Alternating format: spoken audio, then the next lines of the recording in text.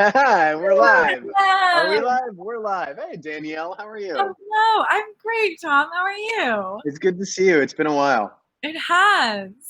Yeah, it definitely has. So cool. Yeah, anyway, this is Difficult Terrain. This is episode 4 of Difficult Terrain. Ooh. I'm excited. I've been having a blast so far. I've heard from our audience. A lot of people are having a blast. I hope you've Yeah, been having fun watching it. I hope so too. I've been having fun watching it. It's funny. One of my friends who has never played Dungeons and Dragons tuned in and was very excited about the Kraken. So, Oh, cool. Yeah, and I've had a number of people who sort of who are like, "Hey, I can't watch the Twitch, but I want to watch and catch up," and who've been sort of texting me questions about Dungeons and Dragons afterwards. Like, what does this mean? How does it? So I think it's been pretty good for people who don't know Dungeons and Dragons but are kind of already into the story. So that's very cool. yay. Um, I guess we should say, if this is the first time watching, I'm Tom Woodley, and Danielle Cohn. oh, hey. So I'm, as you'll see, one of the DMs, and Danielle is one of our very fine actors. So first of all, the concept of Difficult Terrain, if you haven't watched it already, it's a show, a real play Dungeons and Dragons show. However, it's very different from most shows in that we have 2 dungeon masters, 5 players, each playing 4 characters thus far. Yeah. Well, actually, thus far only 3, but we'll get to the 4th pretty soon. Couple of And yeah, I believe it's next episode, but we'll have to see that. And we cut back and forth, and it's really a sweeping story, very different from anything else out there. So that's the show. I'm the dungeon master, but I think people would love to hear a little bit more about you, Danielle. So why don't you give us a little background on who you are and what you do oh and my all goodness. that stuff? Who am I? Yeah. I don't know. No. I'm an actress in New York City, and I'm currently in my Washington Heights apartment. I went to the University of Michigan, let's go blue. And my latest gig, I guess, has been Drunk Shakespeare. I've been working at Drunk Shakespeare as one of their actresses for. It is so funny. We went and saw you there, and I have not laughed so hard in years as when, so if you are in New York, if New York happens again, If there's ever if theater theater exists again, go see Drunk Shakespeare. It's phenomenal. I get a monthly Phenomenal. email from them being like, "We're still planning to open one day." So, Yeah. you know, Yeah. Well, you know how it goes, tomorrow and tomorrow and tomorrow, creep cheese patty face. exactly. And so you're doing Drunk Shakespeare. What else? Um, Also, so my other sort of steady gig for years now has been Broad Comedy, which is a feminist sketch and musical comedy troupe, which is Hmm. co-run and co-written and co-directed by Soren, who is also one of the fantastic cast members. For And he's sure. actually how I got connected with you guys, because he knows I'm a nerd. I remember. I Yeah. remember this. So what did you have a history? You had a history with Dungeons and Dragons before we started this process. Kind of, yes. Uh-huh. So I started playing Dungeons and Dragons, God, like 2 or 3 years ago, Okay. just with a group of friends. And I guess 2 years ago, because we're still in the same campaign. We haven't ended it yet. So we're Sometimes they go for years. Yeah. Yeah. but it's a fun one. But yeah, so I had only played with them, and also I feel like I don't know if this is everyone's experience or just mine, but your first campaign, you're like learning the rules as you go, and you're like, Mhm. oh no, I didn't realize I've been breaking this rule for so long. Oh well. So it was by the time I got to you guys, I knew how to play. Good. And you play very well. I mean, but it must be very hard because you have 4 characters. So what was that like? Because you're a relatively new character, but a very experienced actor. So what was sort of that preparation like? How was the process of making characters and sort of separating them as different people? Totally. Well, I knew that I wanted to play in at least some races and classes that I'd never been before. So, Hmm. even though in retrospect I was maybe setting myself an unnecessary challenge, it was a fun one. Um, Okay. so that was part of my like picking process. And then Yeah. I think in terms of juggling the characters, that's a little bit more in my normal wheelhouse. So I think I was very interested in how to differentiate them, making sure they all had different accents and different points of view. I think just sort of treating them like any other character that I would create or write or act. Yeah. trying to make them as distinctive as possible, so that then I think once that was there, then keeping the different stories straight became much clearer. Yeah, and I think we all had to kind of work a lot about that, about how we differentiate all these different characters. So you have 4 characters. You have oh God, now I'm gonna have to say her name out loud, and I can't. Iera? Is it? It's Iera. We went back and forth. Iera Frigg. We have Iera Frigg, making up a name. the Genesee Van character, and we have the Vanguard, who's I think right from the bat, like people's favorite in terms of. I mean, the entire van has been people's favorite, but then Mama Wonder Trap, which is kind of an amazing force, and Aram Diacrocum. Am I saying that right? I believe that's the name. And the elf and the scouts. And we have one who we've yet to meet, who we won't spoil it, but we will say this character is a race that is a homebrew race for this campaign. This is not a character race that exists in the Dungeons and Dragons world separately from difficult terrain. So that's very exciting. So you may or may not have an answer, but what so far has been your favorite character of difficult terrain to play? Oh, so far of who we've met? Well, I'll say so far, and you can let me know. You can answer however you choose. So I think the one we haven't met maybe has like the weirdest warm spot in my heart. He's a very good boy. My favorite. Although I will say, I didn't remember how much I liked Aram until we watched episode 3. 3D printing his elk familiar. So because I remembered how much I love, Iera's a badass and Mama is a force, but I was like, oh yeah, this weirdo, I like him a lot. So that's been one of the funniest things for me about this process so far. It's just been like kind of like in a relatively short amount of time, we're getting to know a lot of characters through a very different way than most TV shows would, because not everything is scripted. So not every moment is like tuned to perfection to kind of get the most out of the character. And yet we're learning quite a lot about these characters and finding it on the way. And a lot of the moments last week of just like inventing little things that we think this character would do and running with it has been really, really fun. So I think we want to get into it pretty quickly. We want to get into episode 4. I know I'm excited. First, I want to shout out Project Roots, which we talked about in the last 4 weeks, which is so we've been getting donations in, which is fantastic to see. For those of you who aren't familiar with it, Project Roots is an immersive social justice and human relations experience for high school students. We had an interview last week with one of the founders of that. But each summer, Roots brings together kids from all walks of life for a residential program that explores equity, identity, and justice. They learn to challenge bias, they learn to challenge oppression, form bonds of community that shape them for the rest of their lives, all things that are always important, but so incredibly important now more than they have ever been. And equally important to have a lot of fun in the process. So I think we're all, totally on board for their mission. And as far as the donation aspect goes, the Roots Project said something that I am super on board with, which is that money should never be a barrier for kids who want to do something great, who want to have do something great with their lives. And so for Project Roots, they do offer a sliding scale for participating schools. It's completely volunteer staffed. It's a registered charity, 501c3. Any donations that you do make go directly towards subsidizing transportation, subsidizing room and board and all that stuff for students who need financial assistance. So we love working with these guys. We couldn't be prouder to be partnering with the Roots Project. They're giving us this great, enriching, educational, fun, transformative experience for the kids of today, the leaders of tomorrow. So if you have any questions about what the Roots Project is, please go to inclusiveroots.org. And if you feel like you want to donate, just add a little slash and a donate on the back of that URL and you'll be right there.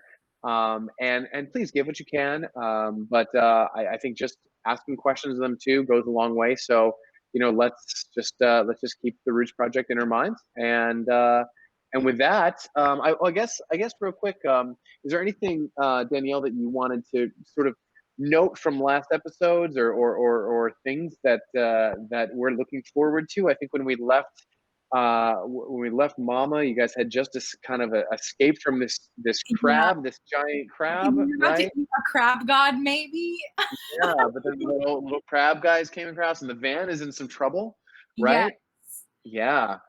The van. Yeah, I'm excited to watch the van. I think this was it's so hard because the episodes all like meld together in my mind Yeah, a little I know. bit.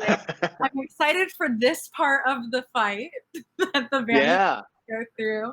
What's going to happen? So to recap that real quick, so the van walked into this sort of upside down pyramid building, and Yes. y'all thought it was going to be a piece of cake, just escorting the princess Athliel and the Duke of Brigand's End up there, and they're going to sit at the table, but then not like you thought, and the Ageless Ta-Heralt and his viscous pseudopodulus blob started kind of making things very, very hard for everyone. Cool.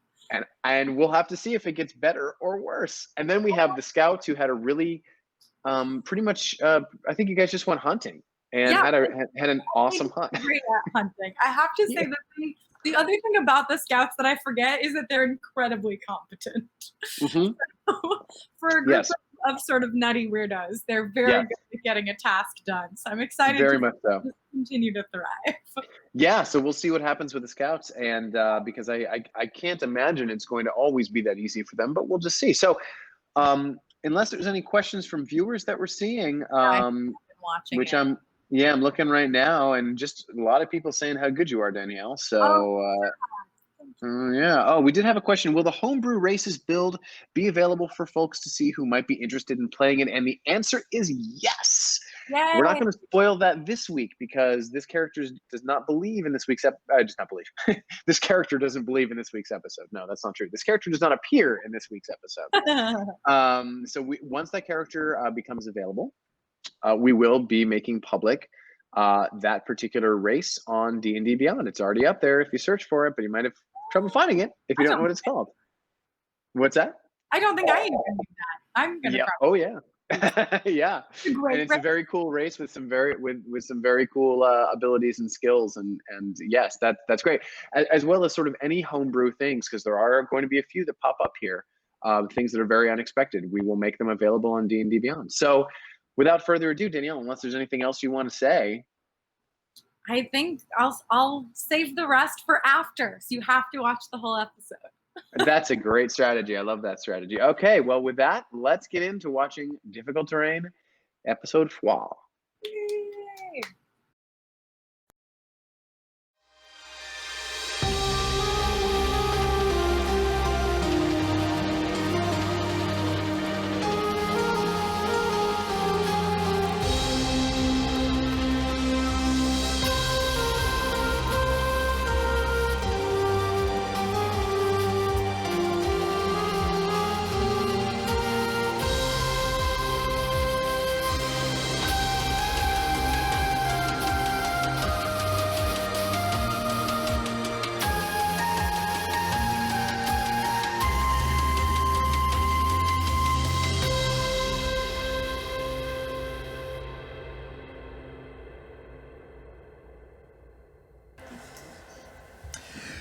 Hello and welcome back to Difficult Terrain. This is the Dungeons & Dragons 5th edition actual play series where everything is 2 to 4 times harder than it needs to be. I am one of your DMs, Adam DeLeo. This is Tom Woodley. And with us is our spectacular cast. We start with Poncius Hanzo Daga. Hello. Carla Lerner Montero. Ciao. Soren Kissel. Hello. Maximilian Clark. Buongiorno. And we'll start with you next time because we always end on you, Danielle Cohn. Hey guys. Save the best for last. That's absolutely right.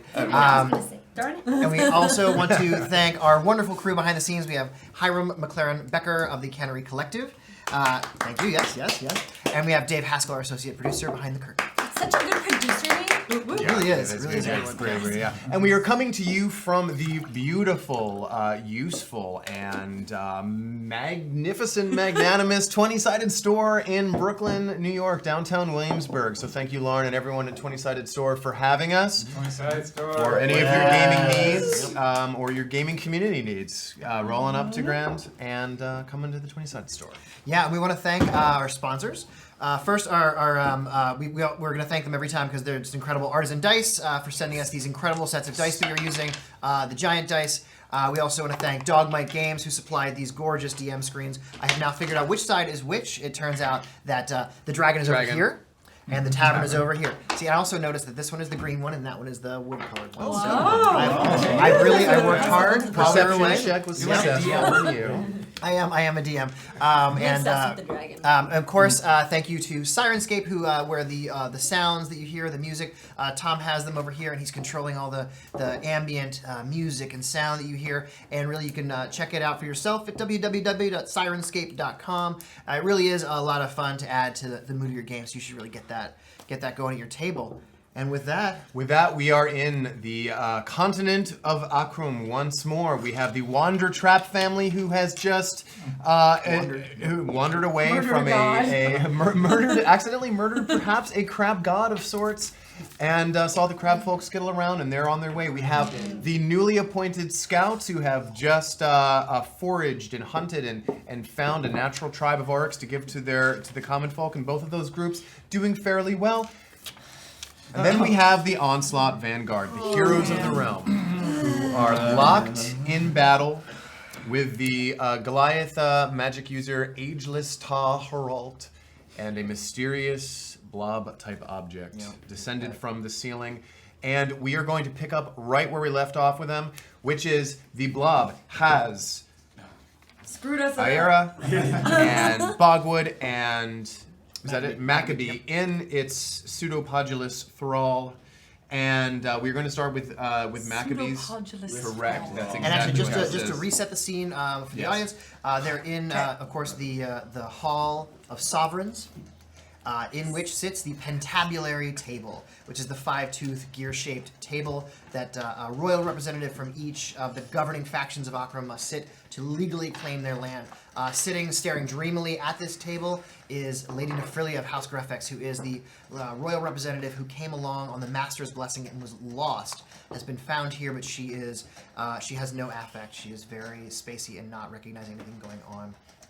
Standing on the table is Sir Borinoth the Brutal, who has just thrown his javelin of lightning, which embedded itself in Ageless Ta-Heralt. We'll say that he actually did remove it as he sped away, and it dropped on the floor, so that's available. But the lightning property has been used.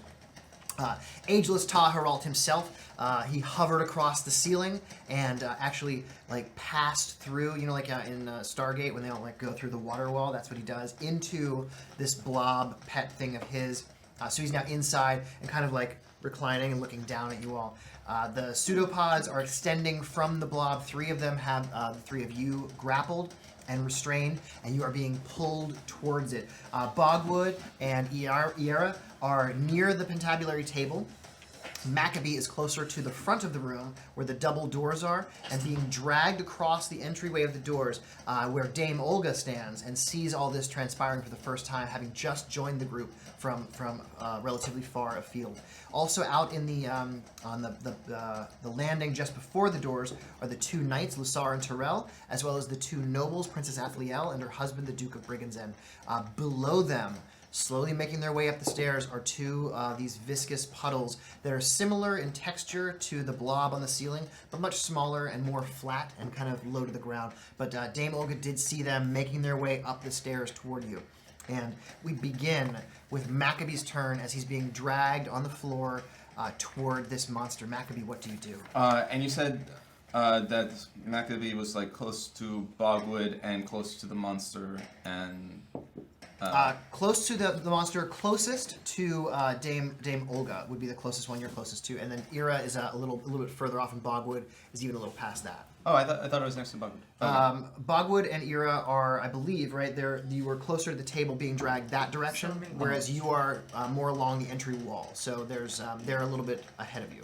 Oh, okay. Yeah. I think last time we said it was a 10 feet difference. Yeah, 10 or 15 feet, and you're all kind of radially being pulled toward the same point. So as it pulls, you do get closer. But right now, you're passing directly in front of Olga in the doorway. Right, but you said I was 10 feet from Bogwood? No, I'd say actually more like 15. Oh, okay.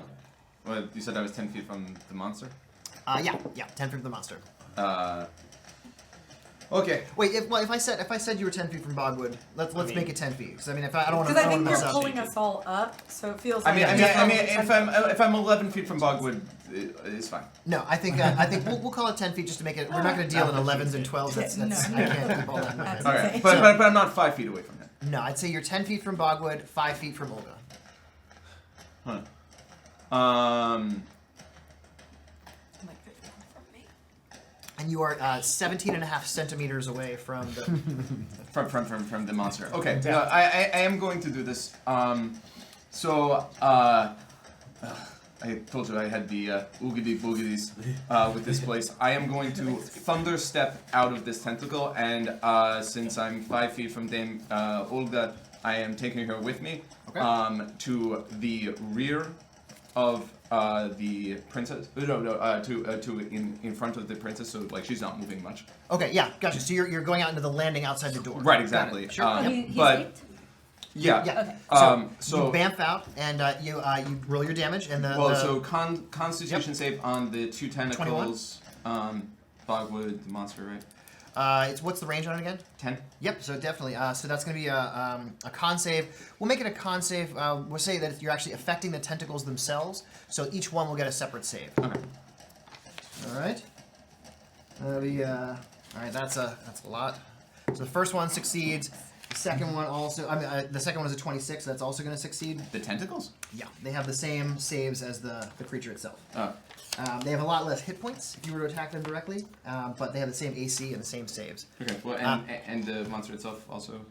Yeah, and with the monster as well. So make one for the monster. Oh, yeah. The monster actually though gets an 18, which is not enough. So Wait, the that's monster not a fails. D8.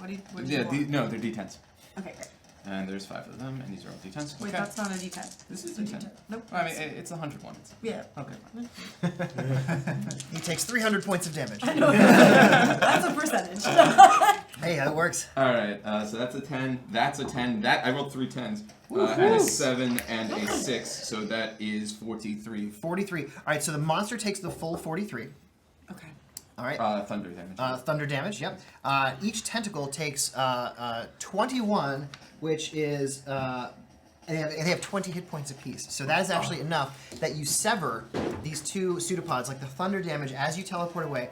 Boom, boom, it blows holes in, and the pseudopods splash down in this muck and this, disgusting fluids leaking out of them, and the creature rears back up, and it makes this kind of horrible screeching wail as it's those 2 destroyed pseudopods.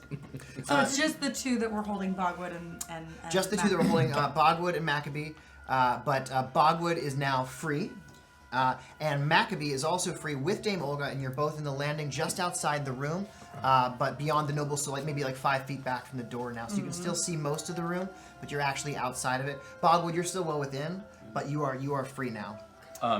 So I still have a bonus action, which I'm going to take to heal myself for another 4d6, and we'll come back later, huh? Okay, and I heal 10, 19. Okay, you heal 19 points, and that brings us to the blob's turn. So, and actually the blob needs to make... That's a crit, so the blob maintains whatever it is the blob is doing. Oh, was it a crit fail? No, the other kind. Alright, so on the blob's turn, you watch as these 2 destroyed pseudopods retract inside it, and 2 more grow out to take their place. And so now there are 3 free. One of them is holding Ira, and another one is going to reach out and thwack at Sir Borno. So Sir Borno, that is a 17, which I don't think will hit you. All right, so that's 1 that comes at you. And remind me, who else? Bogwood's still in the room, so Bogwood's going to come at you now. That's a crit. So that is a 20. Yep, so... Oh, disadvantage because I'm on dodge. Oh, that's right. So we'll roll good catch. Oh my god. I swear to God, it's another 20. A 20. 2 20s in a row. Actually, we had to hold. Thank you, Artisan Dice, there it for is. the. Actually, we can hold up the dice tray here. I don't know if you can. You can't see that from there, but it was 2 20s in a row. Yeah. Just and actually, you know what? Instead of doing the average damage, I'm gonna roll these out just because. More I satisfying. don't want to kill anybody with average damage. I don't know where you're at there, Bogwood, but we're gonna roll them just to make sure. All right. Well, I probably wouldn't. And Bogwood, you are resistant to acid damage, right? Yes. Okay, so. All right, so the first thing is you are going to take 27 points of bludgeoning damage. Okay. And this isn't actually too bad. This is you're okay. And 11 points of acid damage, which you cut to 5. So that's 27 total. But you are again restrained. It has now 2 more pseudopods left. Ira is already grappled. Sobornoth is not, so it's going to take another whack at you. And that is another 17. It's going to miss. And with its last one, it's going to try one more time. That's a 24. So that one, it will finally, after it finally wraps one around you. I don't know what that noise was. That was awesome. And it gets one around you, and you're going to get 26 points. That's 19 bludgeoning plus 7 acid damage. And you are also restrained. And it's going to, once again, use its real ability and draw you all closer. Now, Bogwood, where you were standing, you were already only 10 feet away from it because it had drawn you in last turn. So it's going to finish doing that. Ira, you were also about 10 feet away, so it's going to draw you in as well. Sobornoth, you were 20 feet away, though, so it's only drawing you 10 feet, so you're still separate. But the two of you are engulfed. So what happens now is you are inside it. You're floating inside this thing. You cannot breathe. You are I don't need to restrained. breathe. I don't need to breathe. That's awesome. In your Aspen form, do you breathe, or is it one of the other ones that gives you... I can't. I need to breathe. Okay. Well, I can hold my breath indefinitely when I'm not incapacitated. You are not incapacitated, Yeah. and I will say that because this is a relatively slow process, like it's only doing 10 feet per 6-second round, I'm going to say you had enough time to hold your breath. Yeah. So you're not going to be suffocating right away. You've got several minutes based on your con modifier, so you're going to be fine. Even without your special ability, you're going to be able to hold your breath just fine. But you are restrained, and also you're not going to take damage from it this round, but you get the sense that your skin is starting to burn, and you're going to be taking some damage every turn in here. And the last thing it's going to do is it's going to move itself further into the room, and you're also inside here. And though it's hard to see, it's like it's lightly obscured. Ta-Heralt is in here He's with also you. in here, And there's also like these gross otherworldly organs like floating around, like weird paramecium-looking pancreases and weird. stuff. And he's loving it in here, right? Like he's fine. He's super comfy. He's actually he's like doodling words and like the air bubbles that are in there. And this thing moves over, and as it does so, it drags Bornoth with it a little bit. Gets actually a little closer to Bornoth. Moves away from where Maccabee and Olga are, and it starts pulling Bornoth. Olga, sorry. Yeah, Ira's inside. Yeah. So it moves away, and that's its turn. And so that is Sir Bornoth. Yes, Sir Bornoth. You are inside. You can attempt to get out, or you can do whatever you He's wish. not inside. He is just. Oh, so that's right. You're That's grappled. you. Yeah, I'm just and grappled. you're about 10 feet away from it right now. She's been pulled in. I'm 10 feet away. All right. I'm going to start with the pseudopod with which I am grappled. Okay. So wait. So I have disadvantage, right? Because I'm restrained. Yep. Okay, that's a 16. That will miss. No. And remember, you have your D4s, guys. Oh yeah, roll your You're- d4. yeah. Yeah. It's a 16. That's gonna hit. 17, 18, 19, 20. Oh, All yeah. right. You had nice. Nice. Okay, so 15. Miss. And that was with your No, D4? sorry, that 15 points of damage Oh yeah, sure. It takes it. Yep. to the thing. But it's still there, right? Oh yeah. Okay. And it's very stout. Like you're cleaving into it pretty solidly, but your sword strokes are cutting gashes in it that they don't heal, but it doesn't seem like it has not come anywhere near its damage threshold of like what's gonna kill it. But as far as cutting through. Oh, it's working. It's working just the way it should. It's just you get the sense this thing has it can sustain a lot of damage. Okay. I'll hit that pseudopod one or two more times, hopefully. 17 plus. That'll do it. All right, sweet. Yep, you're aiming for a 17. 8. 8 points of damage is enough. With the 15, they each have 20 hit points, so that's 23 total. So you slice through the pseudopod that is holding you there, and you make yourself you're free now. I'm free now, and Nice. with my And that attack roll was with disadvantage as well, right? yep, and with my third attack, Mhm. Bammo, hitting at the main Yep. thing. It's pretty high up, but you're on the table. You can reach. Can I you reach got it's it's 15 feet, so it really But hangs it's down. of its quite a bit. size, yeah. Yeah, it's really big, Yeah. so you can reach it. And I'm big. You are big. Yeah, you're big. It's big. Everyone's big. Everyone's big. Yes, you're I'm missing. I'm Yeah. medium. 13 will miss. You got your D4. I didn't have my D4. You get a Come on, 4. 4. Come on, 4. That's a 3. Wait, hold on. This is too important. I'm gonna take a. No, the outcome's already determined. I can't take a lucky point at this. Oh, you have lucky? No, sure, take it. Why not? Thank you. Because I was the one who said I missed. Yeah, you didn't tell me I it's missed. the DM's fault that I gave you. Yeah, the outcome isn't determined. Yeah, you never know. 17. There you go. Something. That'll do it. Yeah. 13 points of damage to it, Okay. and it gets a D4 of damage next turn. All right. It's also going to have to make a con save. That's actually a 17. So that is actually that's enough. Yeah, it's enough to maintain. Okay. All right. So And it'll need to make a DC 15 to try to end the damage that's coming its way from the longsword of wounding. Oh, yes, that's right. Necrotic on damage its next turn. Yep. Yeah. Okay, great. And that's where we're wounded. And now, don't forget.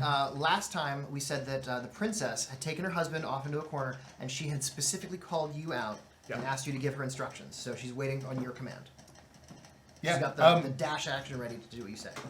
Yeah, I'm scared of those things coming up the stairs. Hold the stairs. Wait for us. Okay. Unless it becomes untenable. Unless we all die.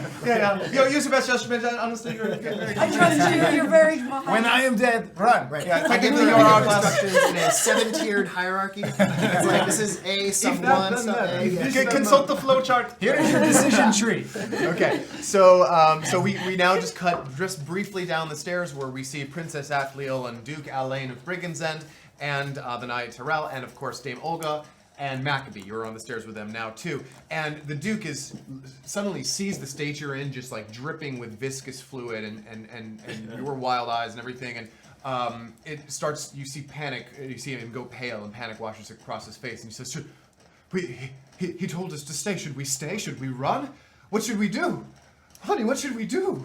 And Athliel she tries to calm. This is the nobles are acting right now in their initiative count. Yep. And she's going to attempt to calm him down. Give me a charisma check. Yes, sir. That's a 15. Okay. What's her noble Aw, stat she's say? very charismatic. Oh, that's an 18. Yeah. Okay. All right.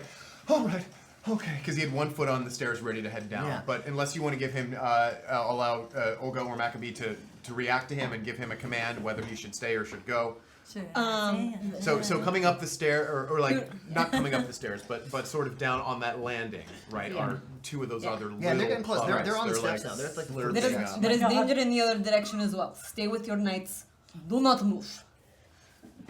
Okay. They don't move. All right, so that is the noble's turn, and that actually going to bring us back to Bogwood. Which will bring Okay, us so Bogwood, wood. I have, I held my breath. Would I be able to put my hand over my mouth to cast a verbal spell I to would make a little pocket? I don't even think you need to do that because I don't think there's anything in the rules that says that you need to be able to be heard. I think you can We've just previously ruled that it can happen underwater. Yeah, Right? so- So, yeah. All right. I think you might get a mouthful of gross stuff, but it's not going to mechanically actually have an impact. I've already got some other weird stuff. Right, already exactly. inside For you, me. this you It's gargle fine. with this stuff. Okay, so we need to get out of this thing. Yeah. Also, how are you doing? Are you Well, that's as actually not posted- something you would know. You can Great. tell her basically because you're inside And there. that's what I'm wondering look is You mean just, like how passive how perception? bad? I Yeah, can how ask bad you does if you Bob want. look? Well, no, I'm you just can tell her wondering what you look like. before we got sucked in, how badly did Bob damage would look to like them? he took a good hit, but he's like okay. Okay, great. So How do you look? I look like I'm close to death. I'm Yeah, pale exactly. and But you're all the way in the blob, yeah, right? Yeah, But so- I was looking like As that. a- Since we are both in this Bob Yeah. blob, Bob would reach out to Iara. Totally, yeah. And so Bogwood's gonna grab Iara's hand and then cast Dimension Door with his cape. Okay. And Dimension Door out of this block. All right, and where are you going to? I'm going to just outside the door, Changes my plans. So onto the landing. yeah, Okay. onto landing. Just Now, at the start of your turn, you are going to take the acid damage, but you'll have it, of course, because you have your resistance. And that is how much? You take 35 acid damage, so you'll have that to 17. Oh la la. So you're dimension dooring just to the landing outside where everyone else And is. the landing's pretty crowded, so I'm actually gonna say the landing is full of people right now. So you can The stairway's full of people. Yeah. Yeah, so you can probably get yourself just to the doorway. Like the two of you can occupy the doorway. Or behind us. Or there's Like, also there has to be a rooms spot prior. you can see. Yeah. Oh, okay. Or you, I Yeah, mean, no, you no, can no. go somewhere you can't see and just point the direction, and you might be over the banister and fall. It can also be a place that you can visualize, correct? If you like, you can say like I go 50 yeah, feet that way. Sure. yeah. Like if he's been there, right? Like he's Yeah. passed Yeah, it's through like any place. Alright, Actually, any place I can visualize. Yes. Alright. So within 6 feet. 500 feet. Within 500. Sure. Nightcrawler rules. Yeah. Bamf. Yeah. I'm definitely bamfing out of there, and we're just gonna. Well, I would have a memory of where everyone else is, so we're gonna like not land. Okay, in there. sure. So we'll say you're on the stairs somewhere. Yeah. Okay. And at the bottom of the stair, on the stair you're on, you do see one of those slimes starting to make its way up the stairs towards you. Making way up the stairs. Okay, so we get out, and now we're here. I'm just gonna like Bogwood's gonna look at everyone and be like, "Run, run!" Like, yeah. He's That's bored it, of just a still in there question. himself. Yeah. It's alright, he gets it. All right, so that's Bogwa's turn. The two of you successfully escape, which brings us to Dame Olga, and you are raging. Oh. Oh, Also, right. So that's not going to convince me to run if I'm in a rage right Although now. actually, did you take any damage since the last turn? I don't think so. So No. your rage actually fails, or your rage No, ends. I just start. Oh, wait, what? I don't believe you attacked or took any damage since the last turn. Correct? So you were raging. You encouraged me to go into my rage at the end of the last. Well, I actually told you could save until the next turn, and Soren told you that if you rage, you could get resistance against But damage. there hasn't been. She took it at the end of her turn, though, right? Right, I but this is did. your new Yeah. turn. Yeah. But she. So this is the turn in which This she is the needs turn in to which she would attack or. Yeah. Yes, I'm the so turn sorry. which You're right. she You're has. right. That's- Yes. yeah. All good. All good. All good. Yeah. I forgot to mention as a bonus action on my last turn that I'm like Griska and animate my shield. Oh no, you didn't. Is that a bonus action? It is Because you used your bonus action to rage. On the last on the last turn. Oh my god, what's going on? So it's bonus So action. right this now turn. I'm using my bonus Okay, action this alright, turn great. to make my Alright, shield be like, Okay. and it just flies around me, Got so I it. can use Your my hands are two free. hands. So yeah. Oh. Love that. And I'm in a rage, so I'm gonna at the thing that was hurting my brother. Yep, you can make it out there. It's hanging from the ceiling still, but it's so big. So with a I bring jump, boots. you know, with a nice. Oh yeah, that's right. You can just fly right up to Yeah. it. So yeah, you get right up there. Are you actually gonna fly? Or are you just gonna like stay earthbound and jump? What's your like? Are you gonna hover next to it and hack at it? What's your plan? I mean, if she has the wing boots for a reason. Okay, so you fly on up to it. Go ahead and give me your first. Totally. No, I didn't spend all this money on boots. To stand on ground like peasant. Oh no. Nice. Wait, is it good? We're gonna say we're we're gonna gonna roll it on reroll. the table. Yeah, I think that. Okay, I'll just use my But backup I use now for the rest of D20. the game. Can someone? Nah, where that one's lost. Oh, That it's is fine. lost But it's in an the middle of artisan all die. kinds of cables and whatnot. Alright, so that's 14 plus. You guys can't see it right now, but Hiram is actually on his hands and knees attempting to army crawl to the guy. This is. Oh no, I can get it in a heroic. second when it's not my turn. So that's 24. Okay, that'll hit. And yeah, so I'm gonna hit it with my magic sword, which is on fire. This sword is on fire. Okay, so that's 6 plus a 5, which Okay. is 11, and now I do my flame damage. Okay. Sorry. Are you attacking the? Which one are you attacking? The blob. The bubble. Oh, so you went back in the room. Oh yeah. Yeah. She's, Yeah. she's Okay. Sorry. back, yep. My. I'm in a rage. She's raging. Yeah. And that's another 6 damage. All right, 6 more. Got it. And then I'm gonna do it again. As one does. With that attack, you got this. So that is a 23. 23 will hit. Oh, 3 plus 5, 8. And then 10. Okay. So that's 18 total. Yes. Sorry, I got Alright. distracted by Hiram. Yes. Hiram's got the die. He's on the floor. He's Oh got yeah. it. Yes. Yes. We've rescued the die. The die is The ready. die has been cast. All right. One die exclamation retrieved. point for him. That was actually that was. What's die shall never die. Yes, exactly. That's how Mage Hand works right there. Yeah. You just do that, and then Hiram comes out of nowhere Yeah. and gets it back. All right, so Dame Olga That's canon. flies into the But room yeah, on her winged canon. boots, slashes again and It's again your- at the monster that has her brother. Or actually, was hurting her brother, but he's not Yeah. currently restrained. Yeah. And So- it is now the Knight's turn. What are the Knights So what was gonna the do? total damage that I did? You did 18 and 6. You did 24, I believe. Nice. No, that was more No. than that. So 24 plus another 11, 35. Nice. Yes. So basically, Captain Lister is going to hold his. He's already given the leadership thing, so he's that lasts for another minute, Yep, correct? yep. So he's going to hold his action in case anything Oh, at any plus point 4. threatens the princess and kind of guard the princess. The other one, Terrell, is going to maneuver kind of down the stairs and attack the blob that is advancing up towards them. So Yep. he is going to use his greatsword. His first attack is going to be a 24 to hit. Yes, certainly. Okay, and his second attack is going to be a 14 to hit. That will also hit. Okay, fantastic. And he's going to do. Okay, here we go. Look at that monster. Okay, so that's going to be a total of 23 slashing damage. All right, 23 is it's brutal for this thing. It's he actually hacks it so that it's like carving slices out of a pizza. He's hitting it so hard. Very satisfying. Yes. Next time I will use the smaller. Yeah, that was dangerous. Really. All right, so that is the Knight's turn, which brings us back to Me. Yes. May I cast a spell before the inevitable acid damage happens? Well, you're out of Well, the you're out of the thing. You are out of the blob because Bogwood dimension us out. doored you. So your start of your turn, you take no acid damage. So you are Fine? fine. You're fine. Sweet! That was- Okay. Girl, drink that potion. Cool. Then we're standing on the landing doorway, right? Yep. So that means we can see through the door? Yep. Yes. Okay, great. So then what I'm gonna do in that case is a little foolhardy, but whatever. No, heal yourself, dude. I'm gonna drink a potion of greater healing. Okay. So that's 1, 4, 5, 9 plus 4, so 13. And is that normal hit points or temporary hit Those are normal. Yep, normal hit points. Great. So what did I say? 13. Yep. Get up here. I like doing it this way. Yeah, it's fun. Think Heal. D&D. Cool. So that's cool. And then I'm gonna point my staff of thunder and lightning through the door at the blobby scary guy. And I don't know if you're gonna make me roll for this, but I am gonna say that I'm gonna try to aim it so that I'm pointing it at the whatever part the Goliath is as well. Yeah, I think Because it's a straight shot, so I'm shooting both of those Yeah, things. Semi-transparent Great. kind of. So- yeah. Yeah, it's anything in a straight line, right? Yeah, so it's gonna be a lightning strike. Okay. So it's going to be a bolt of lightning leaps from the staff's tip in a line that is 5 feet wide and 120 feet long. Yep. So it probably also shoots through the ceiling. And it's a dex save, right? Yes, it's a dex save of 17. Okay. Now, the way it works is while he's inside, he has total cover. So the spell is actually not going to affect him. It is going to hit the blob, though.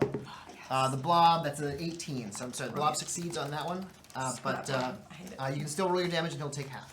But does he? No, he actually has total cover from spells, which Okay. means that he actually can't cast spells at you from within. You were talking about the giant that Right, was in the so in that center. case- Yes, Yeah, the magic. That's yeah. the magic user is Fine. inside the blob right now. Oh, okay. I thought we were talking about the giant that was in the circle. That little. That's the That's same the same guy. guy. No. As That a is- mosquito Oh, stuck in amber. Yeah, if you will. that is Ageless My Ta-Heralt, bad. who flew up out of the air whenever you all started wailing on him. He hovered at the ceiling for a while, making attacks, Okay. and then he flew into this blob and has now taken up residence inside it. 20, Okay. Gotcha. 30. So 16. Big 16 damage. That she halved it. Okay, great. So 16 total, 32 total divided by, yeah, right. Yeah. All right. So you lightningify this blob, and it does, it takes significant damage. And I'm gonna use my final. Oh no, my bonus action was drinking the. Yeah, healing we're thing, gonna right? say. Oh, let's talk about Yeah, that. definitely. So what we talked about off screen was yeah. in typical D&D rules, it's an action to activate a magic item, which would include drinking a magic potion. That's not that much fun for us, so we're going to say that instead of making it a free action like drinking a beer, it's going to be split the diff. We'll say it's a bonus action to quaff a healing potion. Sweet. So use your bonus action on that, restore some hit points, and that brings us to Heralt's turn. And he is going to he's going to leave the safety of the blob and just pop out next to it along the ceiling. And he is going to look down around at all of you and I think, let's see, who was doing the most? I think, you know what? I think he's going to say, we go with Olga, because you're raging and you're the scariest one. He's going to go ahead and look at you, and he's going to cast a spell. So he begins to point at you, and I need you to give me a wisdom saving throw. A wisdom saving throw. Okay. Oh no! Oh You no. got the wrong orcs for that. I mean, he's no dummy. Add your d4. Yes. So that is 13. It's not enough. So you are dominated. Oh, man. Oh. Yes. So let me read you what it is. You are beguiled, and is now charmed by you for the duration. And oh, actually, I'm sorry. You have advantage on that saving throw because you're fighting. So go ahead and roll that d20 one more time. Keep your d4 roll. So you are dominated, and right now you find yourself that your purpose has changed, and you are now looking to this slimy, gross blue Goliath floating by the ceiling, and you feel the desire to do whatever this gross thing wants. No. And he's going to say, and now when you flew into the room, did you actually shout something about your brother? I think I shouted about the table. Okay. Yeah. The most important thing. All right. Then he's going to say, kill that one. And he's going to point to Sir Born. No. Which, of course, you don't say. Yeah. You say, yes. Yes. And you, of course, this is still in your full orcish rage. And that is his action. He is then going to slip back inside into the safety of his blob pet. What a jerk. And now it is Maccabee's turn. Actually, now we cut Oh, the river. The Wander Traps. Oh my. No, we are Oh cutting my stars. to a beautiful morning view over the newly minted town of Fort Briggsend. Oh. Okay. For the scouts. Okay. We just had a party last night. It was so much fun. We had a Yes. party. We were Been jumping so forward rested. slightly in time for the scouts, even while this battle rages halfway across the continent elsewhere. We're cutting back to the relative mundaneness of life in Fort Briggsend. Is there? So it is now the morning, and you wake up and you can decide if you've a bit of ale has been uncorked the previous night. So individually you can decide if any of you have partaken, if any of you have hangovers or anything like this. But it was a nice send off. The town was just so jubilant to find all the stores of food and fish and oryx that you found the previous evening. But today is the day when you are to begin your scouting trip upriver. Yes. Wait, so Yes. I definitely did drink a lot. Can you tell me something to roll to see if I have a hangover? Let's go do a con save. Yeah, Okay. that's it. Yes. How much did you drink?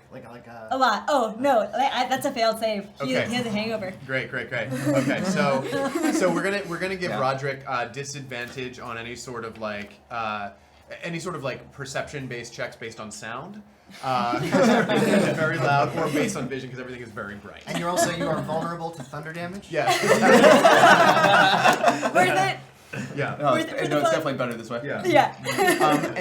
And so Nukta, you've been watching sort of your very wealthy compatriot, your new colleagues sort of drink the evening away and wake up in less than stellar conditions for this journey, and perhaps very dad-like. You were like, gang, we're getting out of bed early, gotta roll early in the morning, Yeah.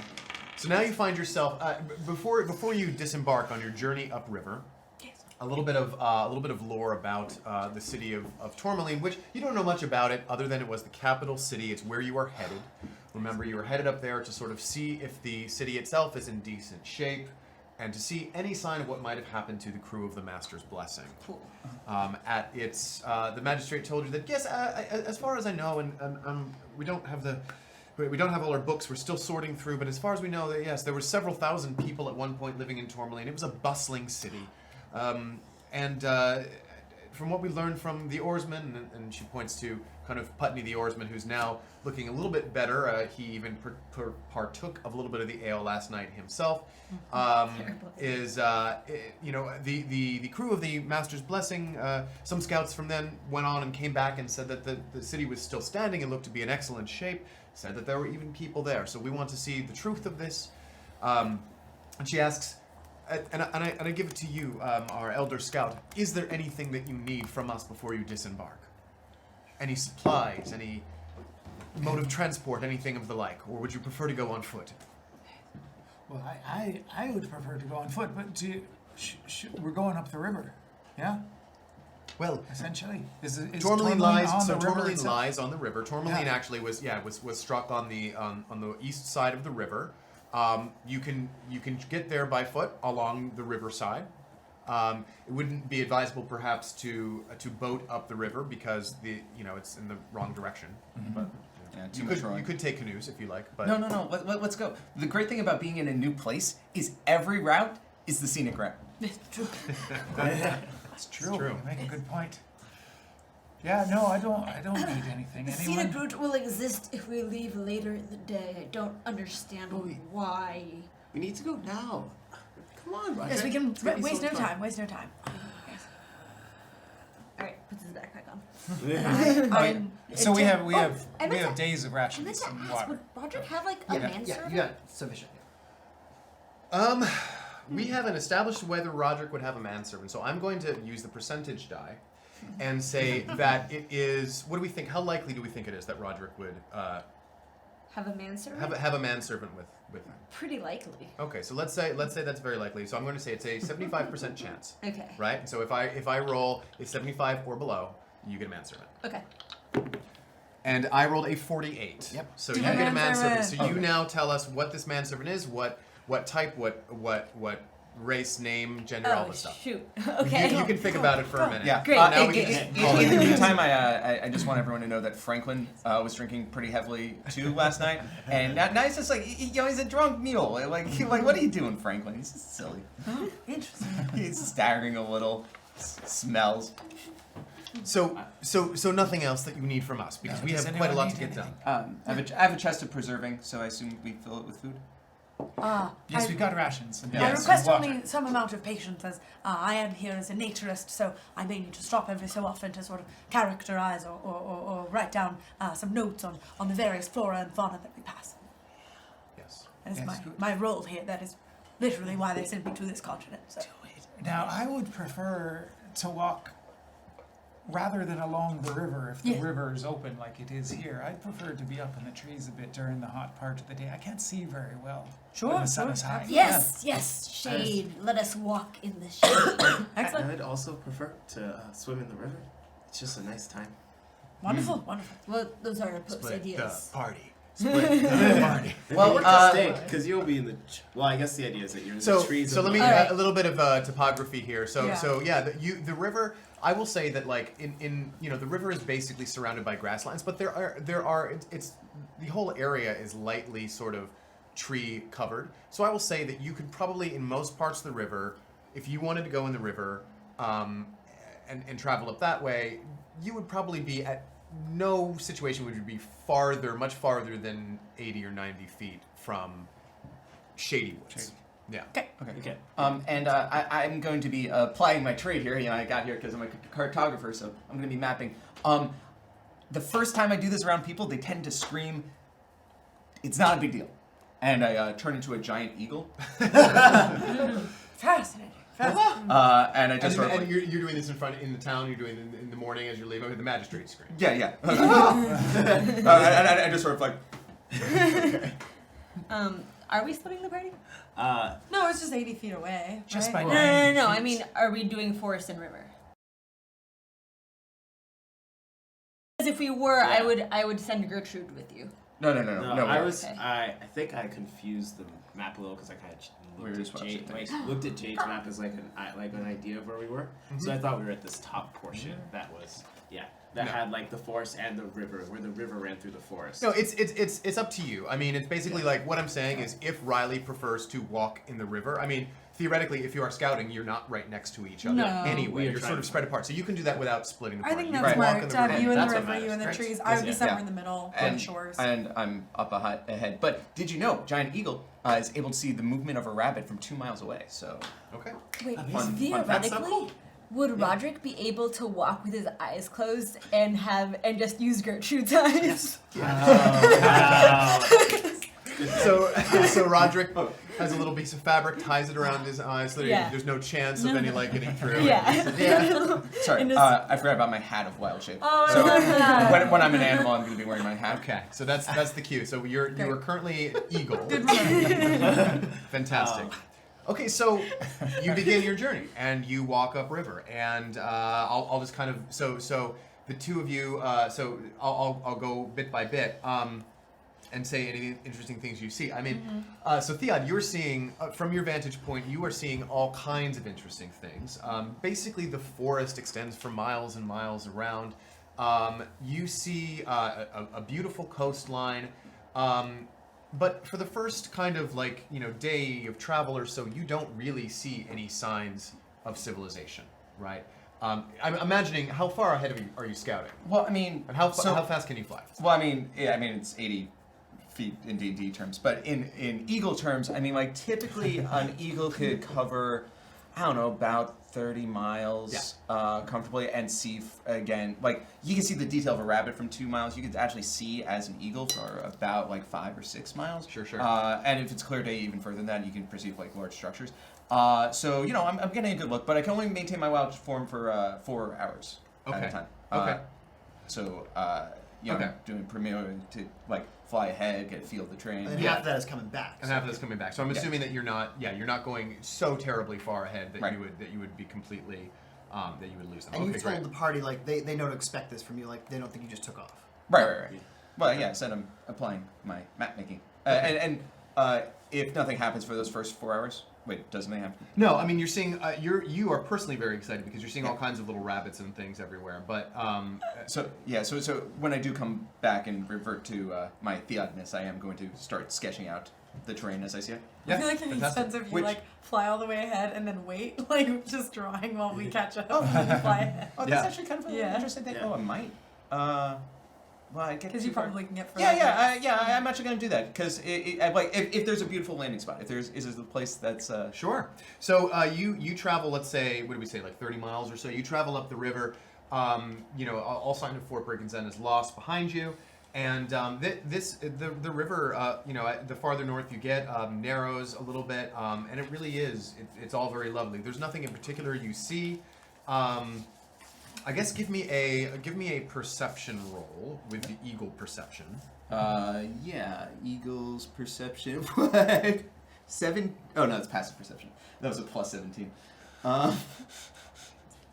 Let's see here.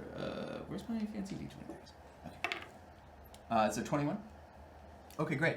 So you see two things. You see that are potentially of interest to you. You see that along sort of these grasslandy areas on the banks of the river, you notice a wild horses basically, and running in small packs here and there. You see 2 different packs of wild horses, so you know they're here. And what was your roll again? 17. Oh no, 21. Okay, so you on one of the horses, you think you notice the remnants of almost again, you're very far away from it, but the remnants of like reins on it, like it was at one point perhaps a domesticated, but very old and tattered, and you're very far away from it. And if you descended, you would, I know, eagle eyes, but you're still very far away. And if you descended, you would spook the horses. It's your choice whether you do or not. So that is what you see, and It's kind of yes. easy terrain over here. It's great. yes. Okay, and then let's go to the river. Riley, are you sort of kind of just walking up the shallow part of the river, or are you swimming underneath? Riley's gonna be doing a little bit of both, and so Riley's like gonna constantly be pulling out like plant life and then bringing them to, what was your name? Aram, bringing them to Aram all the time and just be like, and then just give them to you, and then just be like, and then like we'll take a page of your book and just write, this one's mine, and then just put by Riley, and it's just like whatever you fill in there. It's just like, because Riley doesn't feel confident in his writing, but feels that you wrote this like you're writing a lot, and it's like, I'm so excited. It's finally someone to write it down. I see so much, and then he's pulling out like all these things and putting them back in the water after you've like written some stuff down. And I think Aram is both delighted and also very encouraging. Yeah. It's just like, brilliant. What is it about this one that drew you to it? And just sort of being like, look at you, you're very smart. Is there, I guess, would there be anything particularly interesting? So there's two things. So as Riley and Aram are kind of doing this little dance back and forth, there is a moment, only a few miles up, where you find yourself completely beset by a swarm of sturges that buzz around you and these big bat-like mosquito things that are really annoying. However, the two of you are of such a skill that you're able to just kind of really easily dispatch them and swat them off and keep moving, and they don't even have to factor into combat mechanic, because that's how easily the scouts are able to handle this kind of thing. Now, I will say that about 5 miles farther up the river, as you were looking... Sorry, one point on the sturges. Yeah. I want to save some of the sturges, like bug meat, as fish bait for later. Totally. Fantastic. Great idea. You can also get like one of their proboscises and like you're like whittling it as you go and make like a flute or something. Yeah, it could be a nice flute. Could be a nice like blow dart situation. Lots of stuff you can do with Life proboscis. harvestable parts from gross mosquito bats. Yeah, you gotta use them sustainably. Honestly. Exactly. Yeah, that's right. You have to save everything for sure. Then the only other thing that you see in this initial travel is as you're sort of walking up, after you've just deposited some interesting finds and shells that you've given to Aram, you see what appears to be like a bark, like a canoe, kind of half lodged against the side of the river. Yeah, I'm definitely gonna like move towards. I'm gonna use perception and just see what I can see from that, and like From a distance. From a distance. Okay. See if I see like any signs that it was like how recently it was used. Okay. Can I investigate it as well? I do will I allow not you see to it? investigate, Oh, but not to double the rolls. But Cool. yes, if you're doing a perception. I'll do perception, and that's gonna be a 15 on perception. 15. So this looks, from where you are, this looks damaged, but not incredibly old. But that's just at a glance. Now, if you would like to move closer, you can investigate. Yeah. I'm wondering if I see it, but I figure I'm walking along the shore. So You are. maybe I can imagine see you I guys can are kind also of see. together. You guys are separate, together-ish in the ship. So I'm just handling with you guys first. So I investigate that, and that's a 17. Great. So what you see is a canoe, and it is a relatively new canoe, like made within the last couple of years. It looks like it looks very similar to the kind of canoes that were on some of the boats that you came over with. Clearly, it isn't, because no one has left from your that you know of from your arrival. But it is very. If you had to wager a guess, you would say this is a canoe that belonged to the crown in recent years. It is wrecked. It has been wrecked on the side of the river. It looks like something gashed into it, put a very large, it is unusable. It's an unusable canoe. The hull is smashed, and But there's nevertheless a canoe. yeah, Like a recent canoe. a recent canoe. And then there is blood kind of soaked against one of the sides. And it looks like, if you had to guess, it looks like something attacked whoever was in this canoe at one point, and then they're no longer there. That's what you know. Cool. Interesting. The And then I think we keep going. There's nothing we can really do. yeah, about I mean What great. were you going to say? No, I was gonna say if that's what you want to do, you want to keep going. I mean, you don't. There's nothing else obvious about this. You don't see any signs of any other struggle. You don't see any blood on any other rocks or anything. It looks like this is not fresh. This didn't happen like today. Yeah. Or bless you. Thank you. Yeah, Right. I think we have a job to do. I think Yeah, we're gonna keep we're gonna skying, keep. but keeps in But mind. we'll be like, huh? You think there's other life here? You think people have been living here this whole time? Perhaps it's from the Master's blessing. Huh. I don't know if there were any canoes missing from their ship. Or Yeah. from the last colony that the Crown sent many, many years ago. And then I guess we just continue on. Great. I guess we could. So we cut to the inside of the woods, where walking through the shade are Nocta and Roderick. Roderick with blind walking. Yes, that's one reason why you don't send the pseudo dragon with someone else is because you're walking blind. So as you walk through, I guess let's see here. Okay, so even with the pseudo dragon's eyes, you're still maybe perhaps not the most perceptive person in the world. But you certainly are. I'm imagining. What are you doing as you're walking through the woods? Yeah, we're scouting. Okay, you're looking for anything particular, or We're looking for anything of interest, anything to catch and eat, anything to. Okay. Note. A practical. Yeah, you're And definitely. we're also just covering a lot of ground because this is not what we're supposed to be scouting. Exactly, Yeah. you're covering a lot of ground, Yeah. and so you're moving fairly quickly at a fast pace, and you are definitely seeing, all kinds of. You see options. You think that left to your own devices, this is not a place where you're going to easily starve. There's lots of edible plants around, and it would be relatively easy to, if you needed to catch animals and so forth. So that's not going to be an issue. And you see no signs of civilization until, I'm going to say, about 10 hours through the day. As you're walking, you suddenly spy up ahead like a clearing, like a glen, and it's perfectly circular. So the trees have obviously at some point been kind of cut away from this area. And in the middle of that glen, there's like a tumulus, like a small hill, like a mound, like a burial mound or something like that. But it's quite. I shouldn't say it's small. It's actually very large, but it's obviously artificial. Okay. Just Ian, Roderick. if I'm riding Franklin and it's been 10 hours and I'm just doodling, does that count as a short rest or? Yeah, it's tough. At a fast pace, I'm going to say no. Yeah, I think that's Well, fine. if I'm riding a mule. Well, you're Who's- an eagle.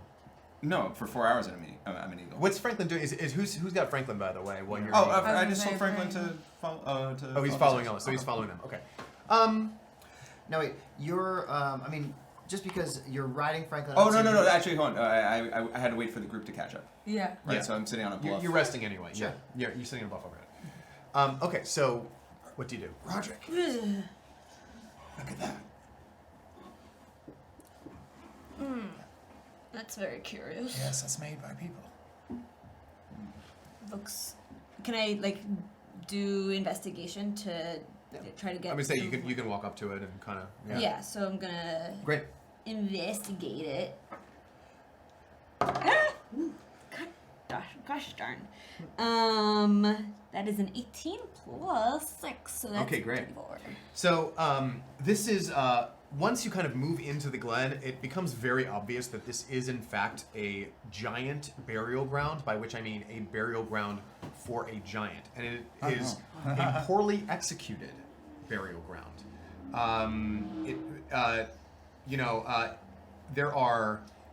There's a hand kind of sticking away. It's like the skeletal hand and skeletal feet, and even like a little bit of the top of the skull on the other side of this massive giant. When you say burial ground, do you mean that it's a place where a giant happens to be buried, or it is an intentional sacred burial ground?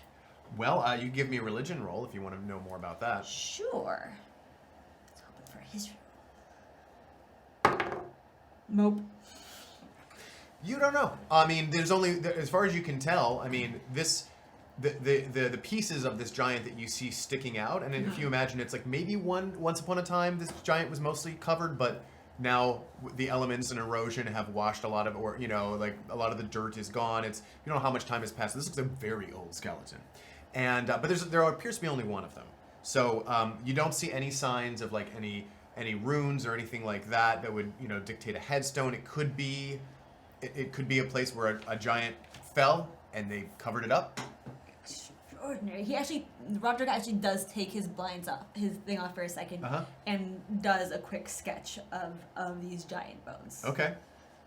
Great. Because that's awesome. Yeah. The giants must not be very good at burying each other.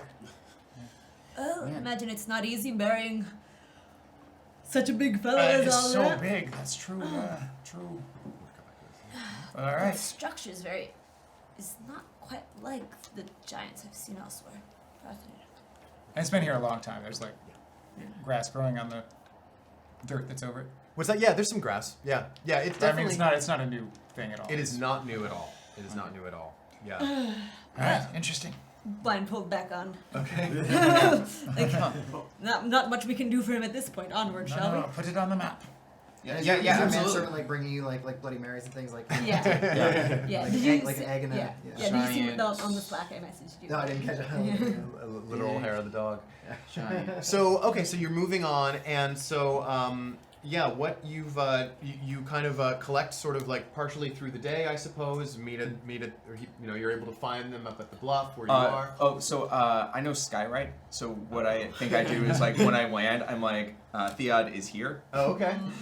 Okay. Do they have Or to like- do anything to see that, or is that No, just, it's literally yeah. it's like, Like a a- plane that yeah. rides in the sky. That's It's fantastic. like Dorothy Gale. Okay, cool. Yeah. All right, so assuming that they all choose to follow it, you're able to meet up at the same place. They Yes. kind of inform each other of the things that you've seen.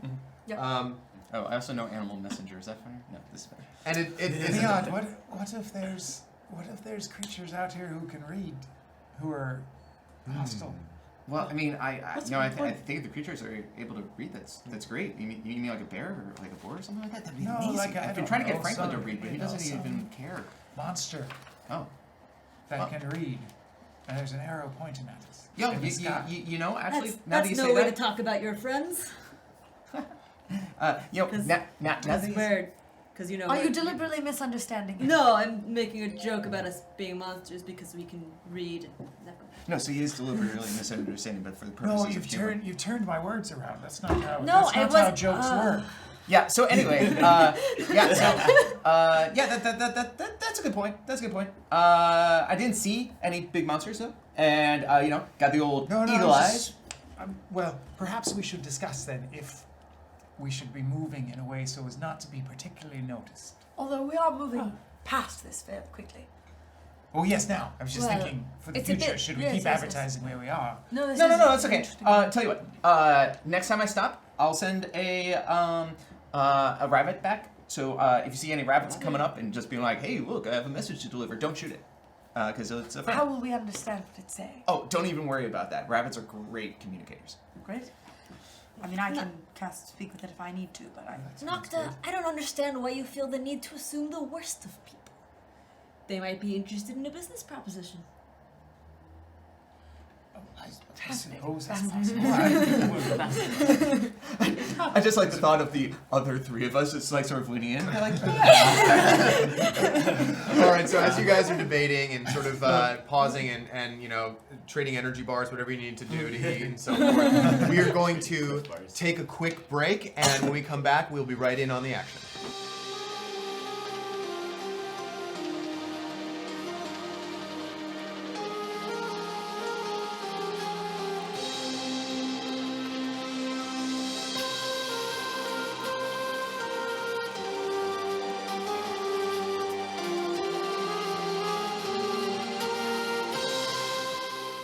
And we are back, and we are cutting to the Onslaught Vanguard in the midst of battle.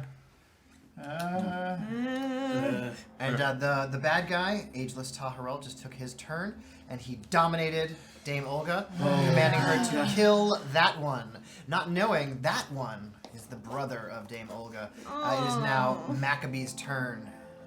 And Maccabee, you are outside in the landing with everyone else. right. So we are right outside the doors. We have the guards. We have everyone except for our two orc Correct. siblings. So what I'm going to do is I'm going to say, we're going now, and I'm going to take my hammer to emphasize the point. I have consulted the flow chart about when it is time to leave. And we are in danger, but we do have protection that is alive, so it is time. And if I turn my head back, I can see the blob monster, right? You mean the big one? Yeah. Yep.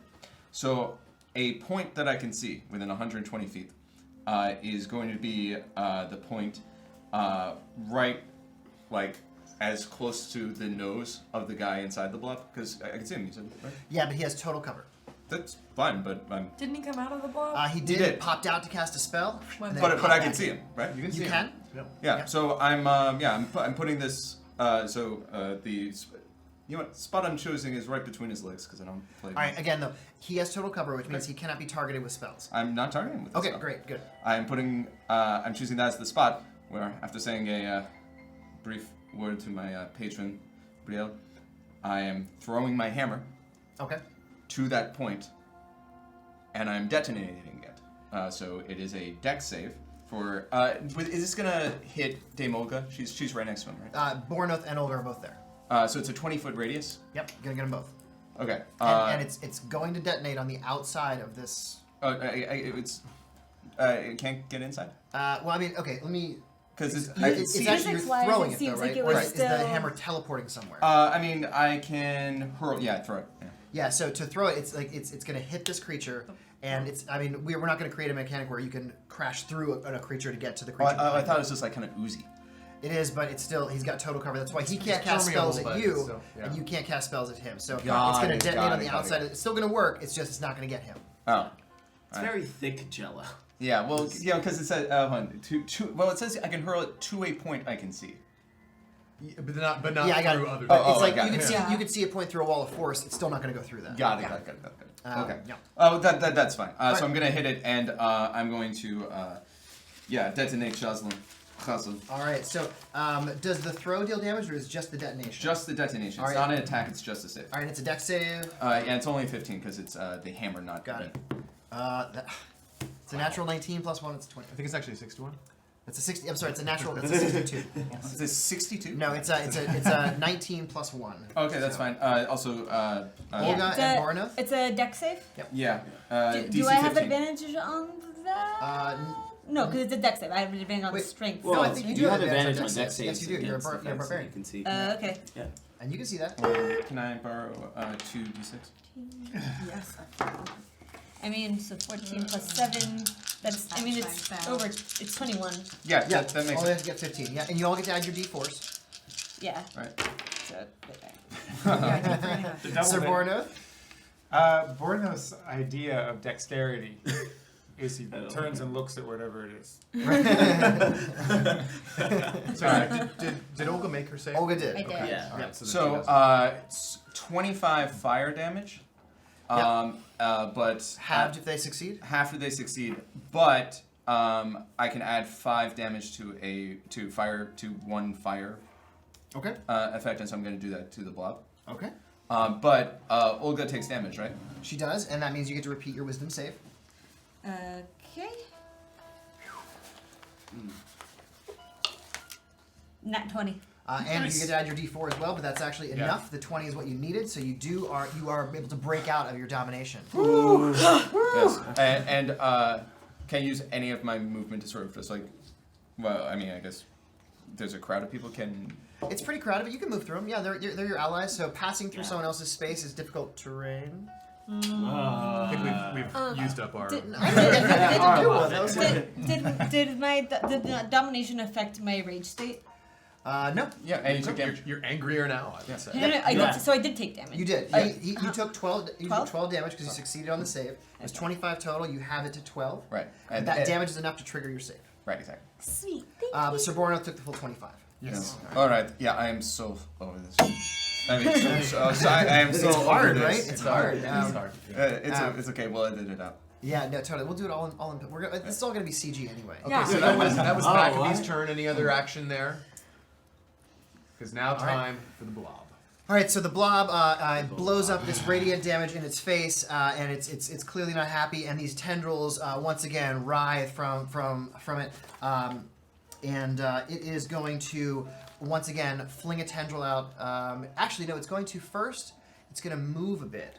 So it's going to stay within range of the two of you, but it's going to be close enough to the door that it's now between. It's positioning itself on the ceiling between the two of you, and it's just going to drop. Do we get attack of opportunity?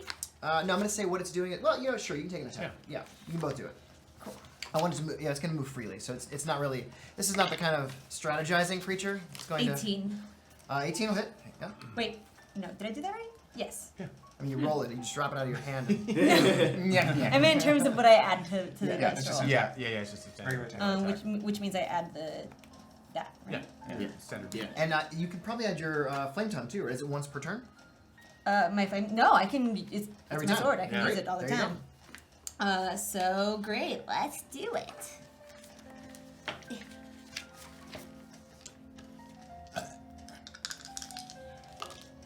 So that's 10 to start. All right. No wait. Yeah, Yes, that was your 10 to turn. start. So that's 17 total. So that's another 7. Yeah, 75. Yeah. All right. Nice. All right, Suborno, take your opportunity attack.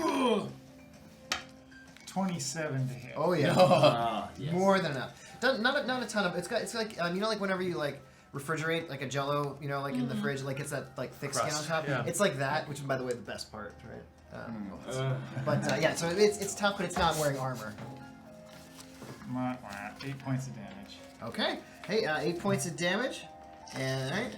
And here just a reminder, here on its turn, it has to make a DC 15 wisdom check from when I hit it last time, or it takes necrotic again. I thought does it not automatically take the damage and then it gets to make the save to see if it continues?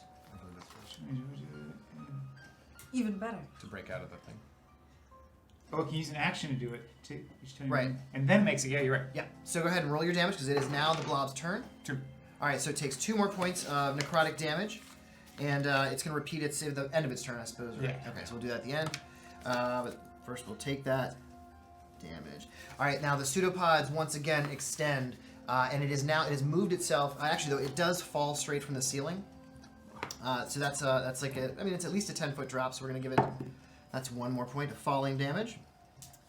And it's going to lash out with its pseudopods, reaching through the doorway now. It's close enough to the doorway. It's gonna reach through. Maccabee, it's going after you because of what you just did there. So there's 1 pseudopod attack. Because I've walked my distance. All right, tell me where you ended up. Well, so like the one knight had killed the blob at the bottom of the stairs. He hit it hard, but it wasn't dead. Oh, he didn't kill it? No. Oh, I thought it was dead. No. Oh, then never mind. Yeah, I'm probably in the back. So is it the blobs from the bottom of the stairs who are reaching for us, or from inside the The door? the ones from the bottom of the stairs are slowly making their way. They're up. basically puddles. They're like this. Yeah, the they're- blob Great. that's reaching you is like They're all smack. an immense thing. You know that movie The Blob? It looks like Steve McQueen. Great. No, wait, no, Okay. But yeah, so it's like kind of crowding the door so that it can start reaching its tendrils through at you guys. The first one's coming at you, Maccabee. That's a 28. That's gonna catch you. And again, that one is 19 points of bludgeoning plus 7 acid, and you are restrained. And the second one, Bogwood, it's coming at you. That's a 22. That's also going to hit you. So you're going to take also 19 bludgeoning and then 7 acid halved to 3. So 22. Oh, I did not activate dodge this time. I didn't get a chance to say that. Okay, wait. So You want to use Uncanny Dodge? what? I don't have uncanny dodge. Oh, that's I right, forgot you to. wrote, I yeah. didn't. I forgot to say I activated the dodge thing. Oh, That's right. You right. didn't use your Yeah, key yeah, point. Right, for yeah. patient defense. Right. Anyway, how much was it? That is 19 bludgeoning, 7 acid halved to 3. So 22 total. And Maccabee, were you going to do something? So sorry. It's how much damage one more time? 19 plus 7, 26. 26 damage. No, I'll save that. Okay. All right, so you two are both restrained, and it is going to also do the same thing to Boranoth and Olga with its other 2 tentacles. That's a 24 for Boranoth. That's going to hit. We'll go ahead and roll Olga's right now. That's, oh my god. I'm telling you, the artisan dice guys, I don't know, these big ones, that is a natural 19. That's a 30. So you both take 26 points of damage. What kind of damage? Bludgeoning Which- and acid, so you have yours. Oh no, just the bludgeoning. Just the damage. bludgeoning Yep, damage. Right. So that means that you take a total of 9 plus 7, so 16. Thank you, yes. 26 for me. Yep. And you are all restrained, and now it's going to once again It's going to pull, so you all get 10 feet closer. And I'm going to say the people in the doorway are really close to it now. Like, not quite up against it, because if that were the case, it would suck you in. But certainly very close, as close as you can be without being sucked in. The ones Is it inside now blocking the the doorway? it is now blocking the doorway. It's between you and the doorway. And inside it is the wizard guy, who's just, the sorcerer guy, who's just kind of like smiling and loving all of this. So that is the blob's turn. So Dorna. So now is your turn, Borna. Okay, and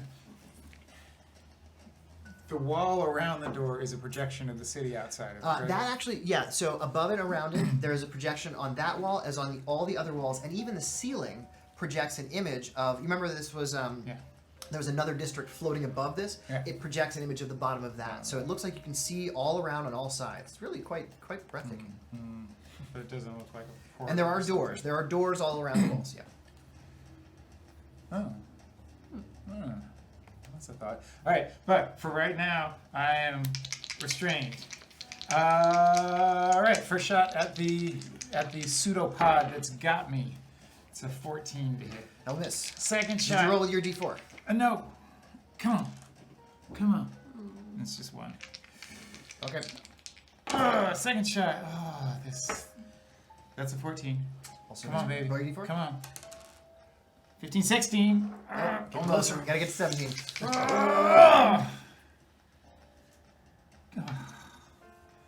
You have disadvantage? That's a crit fail. Which is a no. You don't. All right, I think things are bad enough for Sir Borna right now, so we're not gonna penalize this. I did forget one thing on the blob's turn.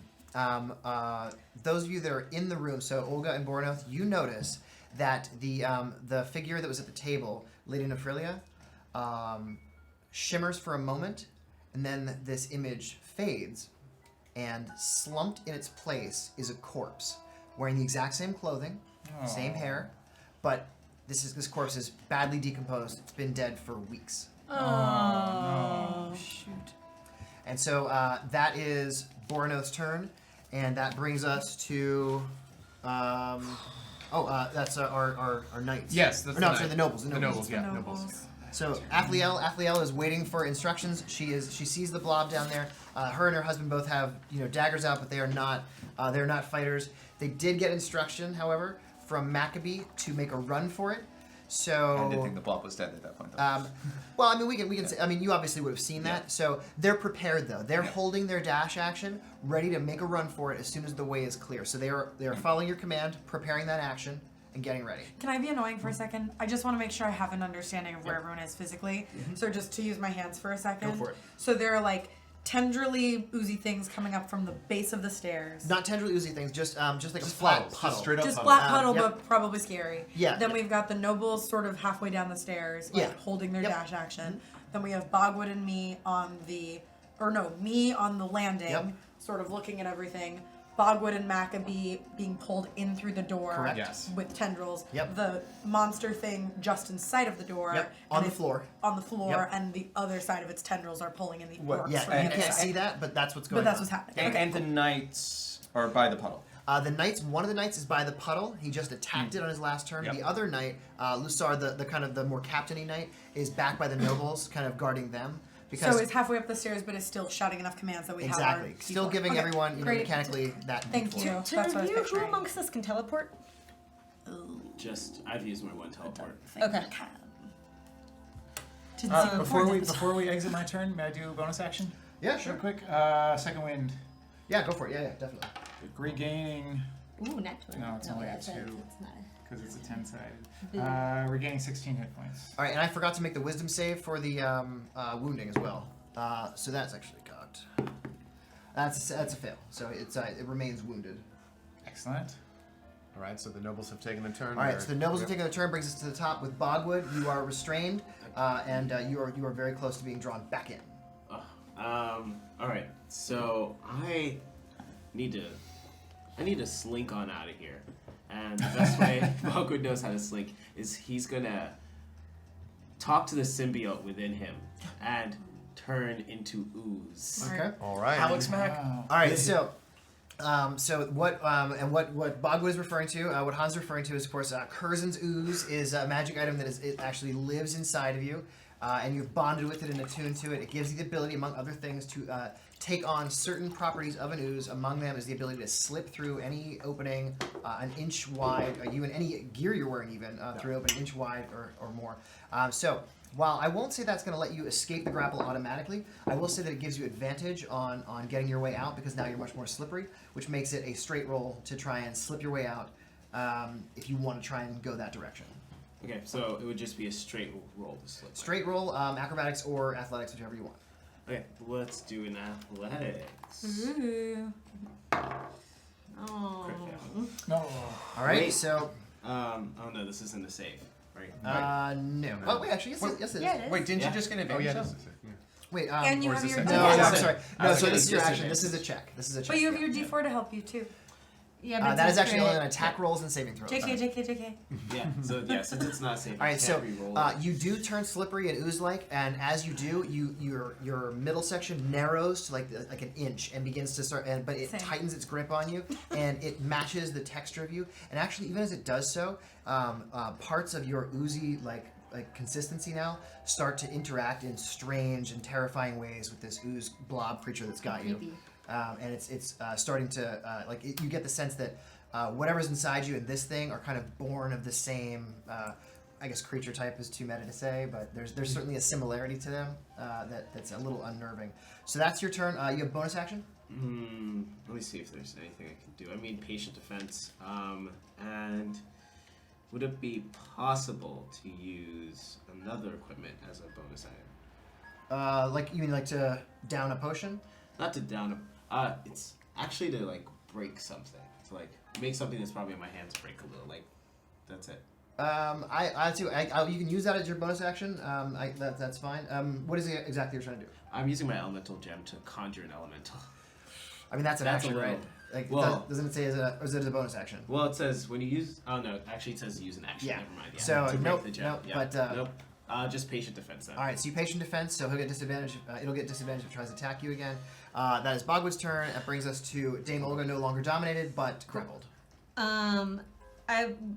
First off, I just want to yell like Maccabee, plan 5, which just so that like the enemies don't know Sure. what I'm saying, and that's get the princess out of here because I know that he can teleport her out of here. And then I'm gonna try to get out of this grapple. All right. And as you've seen Plan five. others have great success with hacking at it as well to chop off the pseudopod Yeah. stuff. So you have your options to make sure that So is this a strength save? it would be an athletics or an acrobatics check. So it's Got you're it. using your action to make that check. It's not a save. So athletics it is. So that is. Oh, wait, 20 your raging gives you advantage on strength-based checks, right? Yes. Is that right? Yeah, strength and dex. Yes. Strength and dex. Yeah, sure. Checks and saving throws. Yeah. Yeah. So you can roll that twice. I got a 21 on my first one. That's enough. Yeah, so 18 is what you're looking for. So you're able to rage your way out of this, and like literally tearing the pseudopod, splitting it down the middle, and you Can kill it be on yourself. fire a little bit? Sure, it's a little on Just fire. a little bit. Just a little bit on fire. Just for cool effect. You don't have to do any damage. There's like a hissing, smoldering effect, you know, but it quickly is snuffed out by like the viscous, like vitriol and guts that are coming out of it. So yeah, but Yeah. yes, That's a sure. lot of words. All right, that is now the knight's turn. So the knights are going to do what? Well, the knight at the bottom is going to attack once more, and he's attacking the puddle, and he is going to get a 15 and a 19. Yep. Totally. Smart, great. Both of them. Okay. Yep. And that's going to do plus 4 plus 10 plus 19. So that's going to be 21 points of damage. Sorry, Okay. 22 points. That is enough. That the puddle at the bottom kind of shudders and withers and separates, and it starts to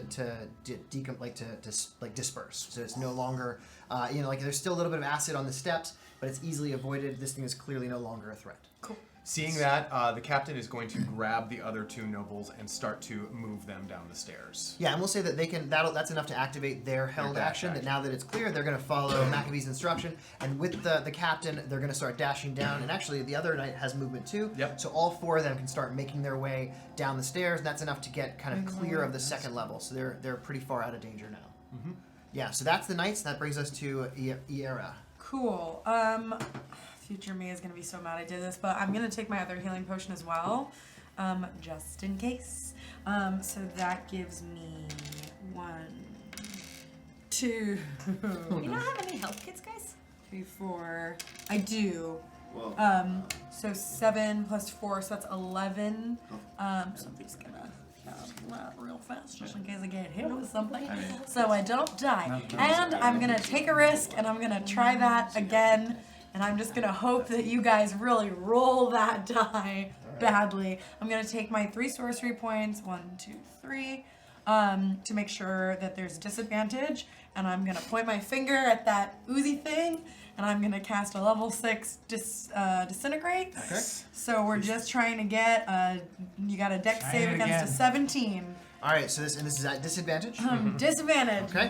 Really just shake it. That first one is a 6, so that's a fail already. So Yes! Okay, yes, okay, so right. a thin green ray springs from my pointer finger, and it's gonna take 10d6 plus 40. The plus 40 is the most comical part. So it's like, just do 40. Yeah, no, it's like, all right, so I get to Is it attack. I dead? get to roll 2d12 plus 2. This is like 36 plus 40. Yeah, so 1, 2, 3, 4, Here's so that's another 8, 9, 10.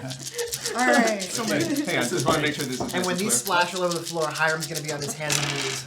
Alright, so we've got 10, 20, 30, 41, 42, so it's gonna take 82 damage. Oh my god. That's what I'm Oh going my god. to do. bless you, heart. So at that, And just, I'm gonna let this be a DM call. I'm just gonna throw it out there. It does say the spell automatically disintegrates. If A it disintegrated. Yes. Yes, So if it dies. if it dies. Yeah. But also Oh, you know a what? disintegrated creature and everything it is wearing and carrying. Yes. Ooh. So I don't know if wait, the the- Goliath wait. is being carried by well, but it. you better be But careful also- though, because your allies are also being But carried. also by that, it. right? Well, they would just Now that disintegrate. means it means objects. I know. But no, that's a great point. But it doesn't matter because it doesn't kill it. Oh. But the spell automatically disintegrates a large or smaller non-magical object or creation of magical force. If the target is huger or larger, it disintegrates a 10-foot cube portion of it. Right. So it's not an object; it's a creature. Yeah, it's a creature, so it's just But magic I will So give you creation of magical force. It's also not Yeah. that, but No, it's a creature. do you want to read any more words up the No, spell? no, What else we got? I got 'Cause you. I'm looking for it, guys. You guys are doing awesome. Can it just We're trying, destroy we're the trying. cover? Here's what I'm No, I actually just want to keep. I want to let That'd be this- awesome if let just it yeah. go. No, Okay. just so that it's Guys, permeable. let's let this. Here's the ruling. We're too So, excited. while I do love the idea of like it blows the hatch off his mech suit and he's like exposed, like Avatar. No, what I will give you though is because that is so incredibly powerful. I will say that it's so much damage. It's like catastrophic damage. It can no longer maintain the grapples it has on the people that were grappled. So Cool. everybody who was grappled is dropped as those pseudopods, freak out and spiny spikes of like jello kind of shoot off from all around it as it reacts to this. And indeed, a huge section of it is obliterated. Of course, it joins back together. It doesn't heal. Because it's oozy. Yeah. It just oozes back together, so it's a round form again. But you certainly this is the it's got like if it had like a little face, it'd be like doing like dot like. So it's certainly not feeling great. And that was This thing had so many hit points. yeah, that was incredible. You really blasted it. Now seeing this. The passenger of this blob, Ta-Heralt, is furious that you have taken such an action against this creature, and he's gonna poke his head out, just so that he can see where you are. It's a funny image. Yeah, he pokes his head out just enough to get an arm out, and he's gonna look at you, Danielle, and I'm going to need you. So poking out on their side. Yeah, I was sort of counting that it might. Yeah, no. Yeah, I no. mean, That's why I took that healing potion Yeah. before doing that. All right, Yeah, well- Danielle, I need an intelligence saving throw, please. Okay. I'm not that smart. Okay. Oh, come on. Do I get to use that D4 or is it gone because that guy is gone? No, he's still within still there? eye shot. I think it's something like 60 feet. Alright. Yeah, he's. so- Oh, we'll say he's still there. Okay, 18 plus 22. 22 is enough. So you're gonna get to take half the damage there. Oh no, still not great. You do feel like your mind was being invaded in a very, very painful way. but you only take 19 points of damage. Oh, only 19. Oh. Yeah. Whatever. And he go ahead. Say. He's actually going to leave himself kind of hanging out, exposed from the slime. So you guys can actually see him where you are. And that will be his turn. It's going to be Maccabee now. Shoot! I don't have my hammer. Takes a turn to reform it. So his head is sticking out. Yep. And like one of his hands. No, I think what I'm gonna do is I'm going to use my Radiant Soul, and so I glow with a pale blue light, and I sprout 2 incorporeal wings. And I'm gonna grab Frigg and hop off the stairs. I have flying speed equal to my walking speed. Okay. And we're just gonna get away.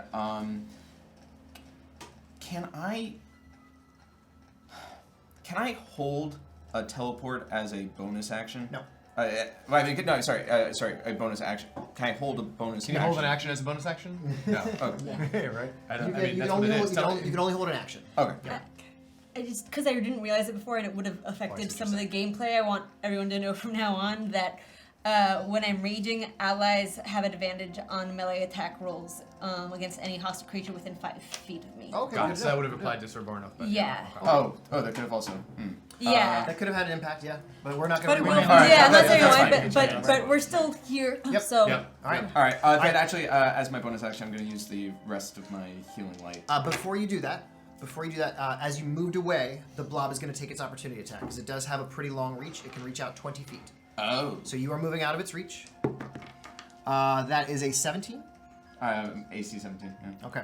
So you take the 26 points. That's 19 bludgeoning and 6 acid. So what actually happens, and this is a little awkward given what I was doing, is my Tomb of Levistus activates, and I gain 130 temporary hit points. And you're encased in an ice coffin? And I'm encased in an ice coffin.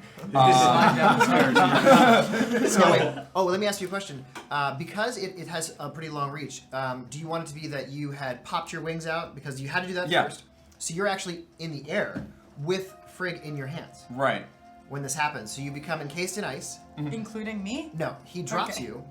Cool. You I mean, I fall can over the fly. stair. It's not a huge drop. Yeah. It's like 10 feet, so it's not, She hovers anyway. not I a hover. big deal. Yeah. So you have 130 temporary hit glare points. you. That kicks in automatically whenever you go to 0. No, I can do it as a reaction anytime I take any damage, but Okay. I was saving it for when it was All going to kill right, me. so you do that, and so you have 130, and we'll say that if Minus however much damage it is. yep, so we'll say this is a 20-foot drop, so that's 2 plus 6, that's 8 points of damage off of your 130. Right, how much damage was the original? Oh, that was 26 So 26 plus... plus 8, so 34. But it's attacking him, right? Because he's the one who was moving Correct. in for It can only make Sorry, one, not so me. it made Okay. one attack. You, however, are you're with Maccabee in the air, so you're also going to take that 8 points of falling damage. Yeah, but you're out of range. Which is good. Wait, why am I taking falling damage? Because he 'Cause flew up in the air with grabbed you in you, his I arms. grew But I wings. can fly. Can Yeah. I use my Yeah, she- reaction to levitate? Or like to... What is not the fall. ability that makes you fly, though? my feature, it is... It's your bonus action, right? Let me check. Sorry. I'm not sure if it's technically a because bonus she just action. I can floats do it. around usually, right? Feature. I mean, there's like, I have 2 different You can ones. levitate. I mean, I can do mingle with wind, which is just cast levitate. Yeah, but that's an action. No, Is that's- that- but there's but another that's- thing. But there's that's a- another yeah. one that's, sorry, they're like Is it the 3 of them that are really Yeah, similar. there's the... I think it's Heart of the Stone. No, that's another one. Sorry. Tempestuous Magic. As a bonus action, I can cause gusts Right. of air to So it has surround to be me. on your So turn, this is not on your unless turn. it's a reaction. I guess one... Can I use it as a reaction, though? No. I feel like Um, if I get dropped, I'm gonna do something. If what you can say is if you don't want Maccabee to try and pick you up, you can. Yeah. Okay. Can I do a dex contest? What so we can that- do is what we'll do is Right. I mean Maccabee's trying to Oh, grab you. because it's 8 points of damage, is that what you said? Yeah, it would kill me. So It I'd would like exactly, to, not exactly kill I'd me. like to No. not do Yeah. that. So all right. So what we'll say is Maccabee already used the action to make the wings and everything. Oh, So- wait. Well, my bonus action... Well, you Sorry. stopped my bonus action. right. But theoretically, it could have happened before I left, right? So this is the rule. Right. We're This just- is Yeah, exactly. that's the ruling. We're just Yeah, gonna go in the yeah. order you set them. Yeah, you could have done it that way, but you didn't. So you flew up with her. So if you didn't want to be picked up, I'll tell you what. Give me either a dexterity saving throw Okay. or a Actually, give me. We'll do acrobatics or athletics. Give you the most chance possible Great. to either slip out of Maccabee's grasp or to just hang onto the railing and not be pulled up. Great, let's do acrobatics. And thank you. I appreciate that. That's a generous ruling. 12. Not enough. So he does get you up in the air. Okay. He drops down. Ka-chunk, a huge icy ball falls down, and Era hits the ground with a thud, takes 8 points of damage, and falls unconscious. Okay, I've never had to do death saves before. You won't have to do it yet because it won't Yeah. be until your turn, Yeah. which you have a full round to go. Sounds like really- Now it is the blob's turn. The blob sees all this happening, and What a weird image. it is. You guys are now out of its range, so there's a plus. Yeah. Yeah, Can you give potions to an unconscious? yeah, definitely. yeah. Because it's technically you're activating a magic item, so even though we allow it with a bonus action, you can just definitely. Slash it over the face. Yep. So Olga and Bornoth, you are not restrained right now, so it's going to reach out towards you both, and it's going to go ahead and that's a lot, so that's going to hit Olga. That's also a lot. That's 25. It's going to hit Bornoth. We don't get to roll any kind of saving thing. It's against just it? your attack rolls. Got it. So you both take the 26. You have the bludgeoning, which is 19, so you have that down to 9. So you take a total of 16. You take 26. You're both once again restrained. It's now going to begin reeling in. So Bogwood, you're inside. Wait, I thought Bogwood got released.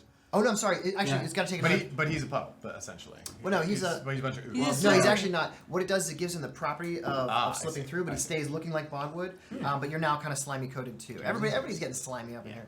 So it's going to attack you, Bogwood. That's a 25 as well. So you're going to be grappled. It's going to draw you all in, and because you were so close, you are now inside. The two of you, though, you are just 10 feet away, and that is, I believe that's everyone it can reach. So it's just going to slither its way back into the main hall. Actually, well, yeah, no, it can't. I don't think it can make it through the door with all of you guys with it. So it's going to just slither back into the main hall, and that's where it's going to end its turn. And so that is its turn, Sir Bornoth.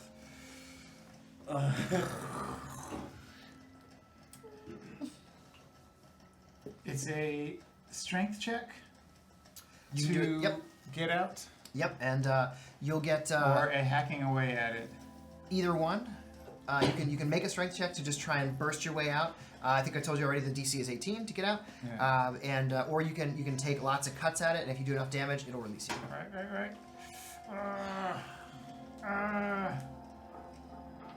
And the strength check would be my action. Yes, that's your whole action. Correct. Okay. All right. Yeah, I can't fail this again.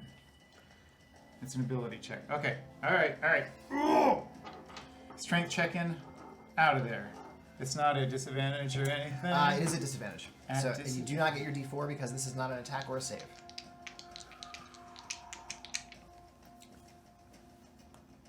That's just a bad idea. It's just a bad idea. Yeah, mechanically you're probably better off with the attacks. Yeah. Yeah. Attacking. That is a 14 plus 2. Just short. Wait, Second one. Keep going. Please jump on in if you got. No, I was just gonna say I didn't apply my D4 to my dexterity roll. What was your roll again? Turn ago. It was 12. Okay, roll it now. Great, I just did. It's a 4. So The DC was 16, so you actually hang on. I'm not. And we're going back in time. I'm- And then after this episode, Wait. no Yeah, retcon. yeah. Sorry, So- I just No, it's literally fine. didn't remember. What we're gonna do though is we'll just make a general table So- rule that yeah. if we make it to the next turn and people start taking actions, we're not rewinding. But Great. we didn't know But that. we're still on this turn. Just in so- that moment, I was like, wait a second. Yep, so go ahead. Yeah. So does that I mean got I 19. remain at the? Okay, 19 yeah, hits. Okay, I'm not dead. 11. 11 points. And I okay. think we missed on its turn, it taking its necrotic damage. Oh, okay, sure, yeah, and yeah, you're absolutely right. So go ahead and roll that one. 6. Oh, that's a big one. All right, it's gonna make its wisdom save. What did it have to get? 15. That's a 19. And might I suggest that necrotic damage, the hit was, I believe, to the... No, it's to a different one. Never mind. Yeah. Okay. You have, I think. Third you have, attack. Third attack. Yep. Oh, and remember that if it's a melee attack, you have advantage. Oh, advantage, so I can roll it straight Straight up. roll. Oh, you're right next to her. Yeah, you guys are right next to each other. So actually, wait. Why don't you? That roll right there is for the one that just hit to see if it's a crit, right? Because you hit on one attack. Yeah, gotcha. It's not a crit. All right. Well, actually, let's re-roll it all together because it's a total straight roll. Right. So that one's not a crit. But is it a hit? It's a 14. Plus what? No, it's a. I mean, All right. So we're not going to take away your first hit. That one counts because you made it with. Yeah, well, the first one was a miss. If we want to reroll. I mean, the some. first one missed, but the second one So we're going to then give it to. plus 3, so that's 17. All right. So here's what we're doing. We're going to go back to the first attack because that one missed at disadvantage, but we gave you a straight roll, which just was a 17, so that hits. We'll keep your original damage roll of 11, so that's Okay. 11 damage to that one. Now it's your second attack. Here. And this is a straight roll because you have straight advantage roll, and disadvantage. attacking, second time. Gotcha. 29. Hits. Go ahead and roll your damage. Blah! 10. Okay, that is actually, it has 20 hit points, you rolled 21 points of damage, so you slice through this one as well. You still have one attack remaining, and you can move a little bit, or do anything else while you break up your actions, so you can take your last attack wherever you want. Okay, I'm going to take my last attack on hers. I'd like to have, so if it's grabbing her, Yep. and it's over here, and there's some doors over here somewhere, I'd like to move around Yeah, totally. and attack from that side, Yep. so we can go if we can go. Sure. And this one is at advantage because you're next to her, and you're not restrained anymore. Oh, I'm not restrained anymore. And your D4.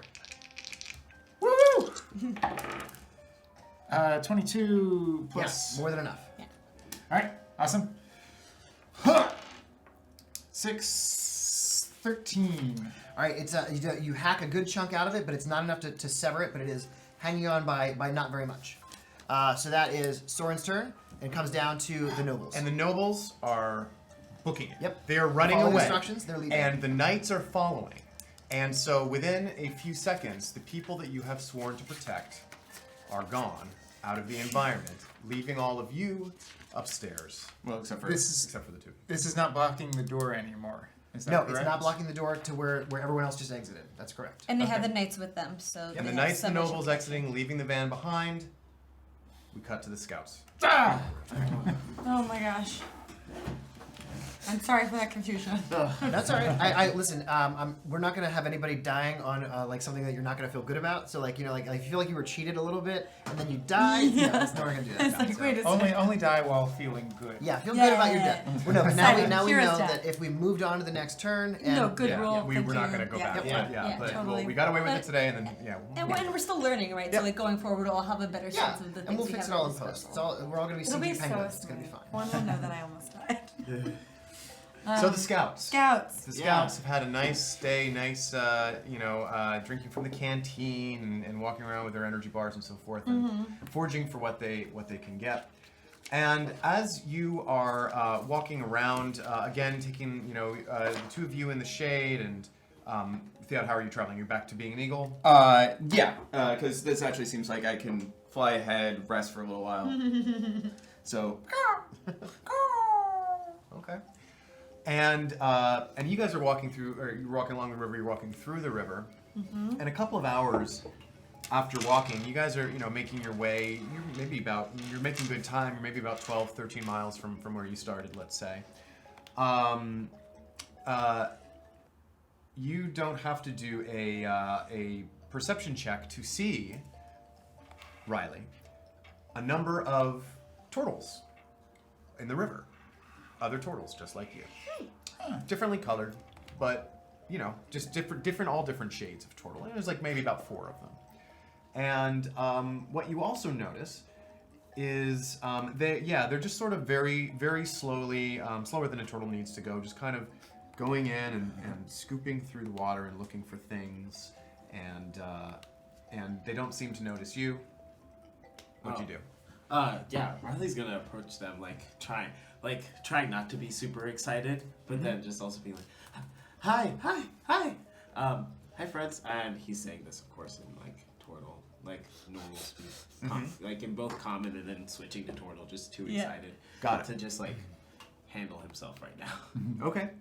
So, so the turtles all sort of slowly pan their heads and look at you, and seem just slightly curious. One of them is kind of snapping on a fish as she looks at you, and they kind of look at each other, and then back to you. And one of the turtles, she walks up to you, and she kind of, I don't think turtles really sniff each other, but she does the equivalent of that. She's sort of like, But like again, not like doesn't seem particularly wary. Doesn't seem anything. Just kind of slowly like looks you over, looks you up and down as if sizing you up for something.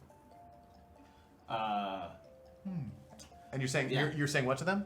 So I would be speaking in Aquan, and I would be like, I would tell them about like, hi, I'm Riley, and these. I would introduce the rest of the party behind me, and Well, just me who's next Yeah, to just you. actually, yeah, it would just be you that's next to me. And this is, Hello. and here's my friend. And this is Walter.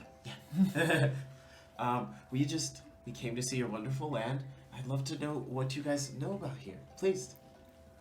And one of the turtles kind of Walter is an elk, right? A 3D printed elk. We've decided. So 3D printed one of the turtles kind of walks over and the turtle catches carries a spear, which is mainly for purposes of spearing fish, and kind of like goes towards the elk and just kind of not attacks it, but just sort of like slowly pokes at it to see what might happen.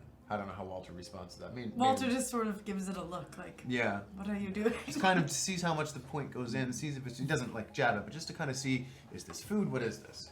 Walter, like not in a way that will hurt So, it, but like, do they seem as sentient as Riley? They definitely well they're yeah, I mean they're definitely aware, they're definitely conscious. But what you are detecting, they're a little bit off. So you have asked what do you know of this world? Is that what you've asked? Yeah. What do you know if you like your land? Can you tell us anything? Okay.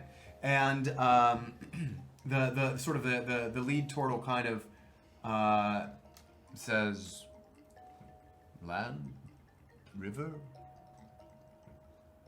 We've always been here. And a few from behind start going, food? Food? Food? Food? Okay. Food here on river. what did they say, my good man? I give them some of like the fish I caught earlier. Okay. Yeah. When you pull out the fish, they all kind of like move a little quicker, and the one over the Walter like moves over, and they kind of they go at it, and they seem this had awakened some sort of instinctive thing with them. They're moving at a pretty quick clip now, and kind of eating the food that you're giving them, and then once they finish, they can look back up at you and they say, "Food." Roderick would like to insight check these guys out to see what their intentions are towards us. Well, Wait, so are I'm going to these say guys with us, or- Roderick is not with. Oh, so we you separated guys the are party, in the right, woods, right. so My bad. Yep. But they're only like 80 feet away if we want yeah, to I call mean, them over. from what they're doing now, it's not of a high enough volume to alert you guys. But if something that changes, you'll be aware of them. Yeah. Yeah. I'm going to relay and kind of just say like, I think they've lost their way. I think they don't know how to fish anymore. How strange. I haven't known very many turtles in my day, but that sounds very strange and mysterious. Can I maybe history check? Like, do I know anything about turtles that would be useful? Like, is there any history of? Well, are you something trying like to this are you happening? are you trying to know about them, sort of like where they stand politically, or where as a creature they are? That would more be nature. I was thinking like historically, if there have been any like points where I don't know the turtle species has. Yeah, give me a kind of history. Give me a history odd- check. Yep. You know what I mean? Like, Sure. not necessarily like what are turtles like, because there's Yep. a turtle right there, but Right. like in their history. Yep. Yeah. It's a 17. So you know that. Well, that's good. I mean, you know that turtles. They are in the realm. They are not common, and they usually come from outside. Yeah, because I think I've of the probably met crown. a couple in my life because Right. I've traveled, but I don't think I've met very many. Yeah, I don't. I think we've decided there is no sort of turtle nation nearby, but they are. They tend to be wanderers in general. And do I know if there were any that were sent over by the crown in the old colony?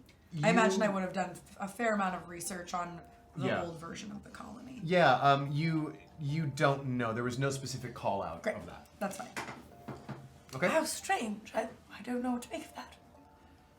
Thank you. So Yeah. since you're giving them food, one of them kind of like, again, I don't know if a turtle sniffs, I don't know if it whistles, but if it does whistle, it whistles, does the whole like finger taxi cab whistle thing, and you sense behind you,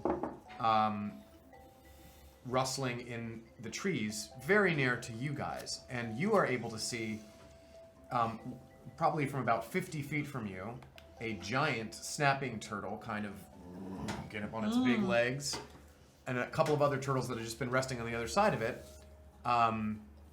stand up with it, and they seem to be walking with it and almost as if led by it. And this big snapping turtle kind of walks towards the water where they are. Is it within 30 feet of me? No, not 30 feet, but Okay. it's probably it's very close. It's probably about like 35, 40 feet from you. Yeah, if it's over 30 though, this thing doesn't work. Well, this is. Riley's probably gonna say it in common and like hoping that the whole party can hear him just shout like, please, just give me some time. Leave the turtle alone. I figure that this all looks very scary. Okay. Just like. So that's enough to alert everyone, except Yeah. for presumably Fiat, who's flying ahead. Look, my good man, I don't want any trouble, but I do think that we perhaps need to press on. I think we should, but give me a Perhaps chance. ask them if they know anything about Tourmaline. Okay. Or the Master's Blessing, or, any of the things we're here to find. So that big snapping turtle is moving towards us already. Yeah, moving slowly towards you, not aggressively, just kind of moving towards the area where the other turtles. And there are also turtles around it as well. Yeah, there's two turtles accompanying it. Yeah. So I'm going to ask in their direction as well as like in a way to like a gesture of faith to like also like pull out a fish exclusively for the larger snapping turtle, and then ask like, have you guys ever heard of Tourmaline? And also in that moment also introduce myself as Riley. Okay. Turtle from. They say one of them says to you, "What is Tourmaline? What is Riley?" I'm Riley. Tourmaline, big human town. Is the big human town. Big town. And they point kind of up towards the river. Big town, river, upriver, yes. Food? Food, yes, food. And they kind of look at the fish, and the big snapping turtle is coming across, very close to you now, and seems very interested in the food that you're holding. Yeah, I'm going to offer it directly to the big snapping turtle, and then after that, I would say we should go now. We should All go. right. Okay. Should we So the go? snapping turtle kind of sticks its enormous head kind of towards you and sniffs the food, and then, are you holding it out to it, or are you? I think I'm going to like put it down. Yeah, I'm that's not gonna, wise, like, put because my hand giant down. jaws Yeah. open and then snap down on the food, and it eats it. And when the snapping turtle eats, you see the other turtles just for a second look proud and rejuvenated that this giant creature has done this. And yes, and they look pleased with you, and they smile at you and everything. And then one of the other turtles comes up to you. One of the female turtles comes up to you and looks at you and says, "Riley." Yeah, and an And Aquan. this is an Aquan, yes. Yeah, and Aquan will also say yes. And who are you? Riley and Aquan is, of course, just Riley. Yeah. Yeah, It's actually Kyle, strangely. But It's she says, Riley. Riley, and then she looks at the other, at another female turtle next and says, "Riley. Yeah. Riley? Mate. Mate? Mate. Let's more go. turtle." And they come towards you and grab your hands and start to pull you to the other side. of the river. I'm trying to pull myself away as I like trying to. I'm trying to pull myself closer to you. Great. All right. And But that's also where be we'll like, cut. So Well, that's where we'll pick up next. I guess now we know that food is their love language. Yes. Oh wow. All right, and let's cut back to the van. We have a few minutes left. Okay, so just to be fair, I will say I'm like dangling from the banister. Well, no, you won't say anything. I'll say it. No, I'm actually. I'm gonna say that you're fine. We're gonna make a clean break with that whole Great. escapade. There is still a giant block of frozen Maccabee down at the bottom, with chips of it flying everywhere when it hit the ground. You were at the top of this landing. Olga and Bornoth, you just hacked into the tentacle, which is not severed, but is pretty badly cut over. And I believe that brings us back to the top with And I would like Dogwood, to- who is actually. Sorry, go ahead. If I could, real quick, if I still had any movement after that Yeah. slash, because we cut it like Yeah, after definitely, slash, I'd like to move, staying within the blob's range, so as not to give it an opportunity to attack Yeah. to the door if I can. Yeah, you can get right to the doorway, and stop there. still within its range, so you're fine. Bogwood, however, you are inside. Yeah. All right, and so we're gonna roll this one out so that we're not doing anything. What was it?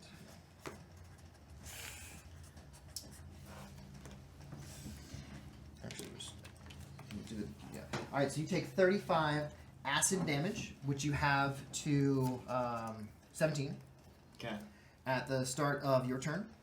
Oh no, sorry, that's the start of its turn. So you actually don't take any damage right now. Oh. Yeah. But you are inside this thing.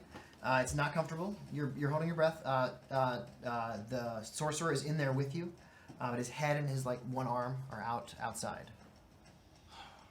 Okay. So, Bogwood doesn't have much left in him. I guess.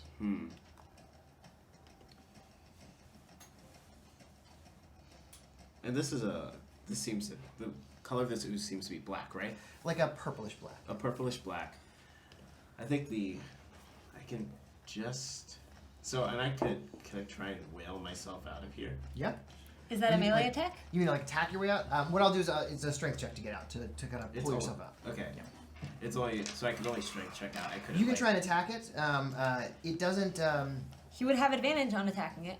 But he's restrained, so you'd have disadvantage because you're within it when you're inside. So it'd you're be restrained. neutral. It'd be a It would straight be roll. neutral, exactly.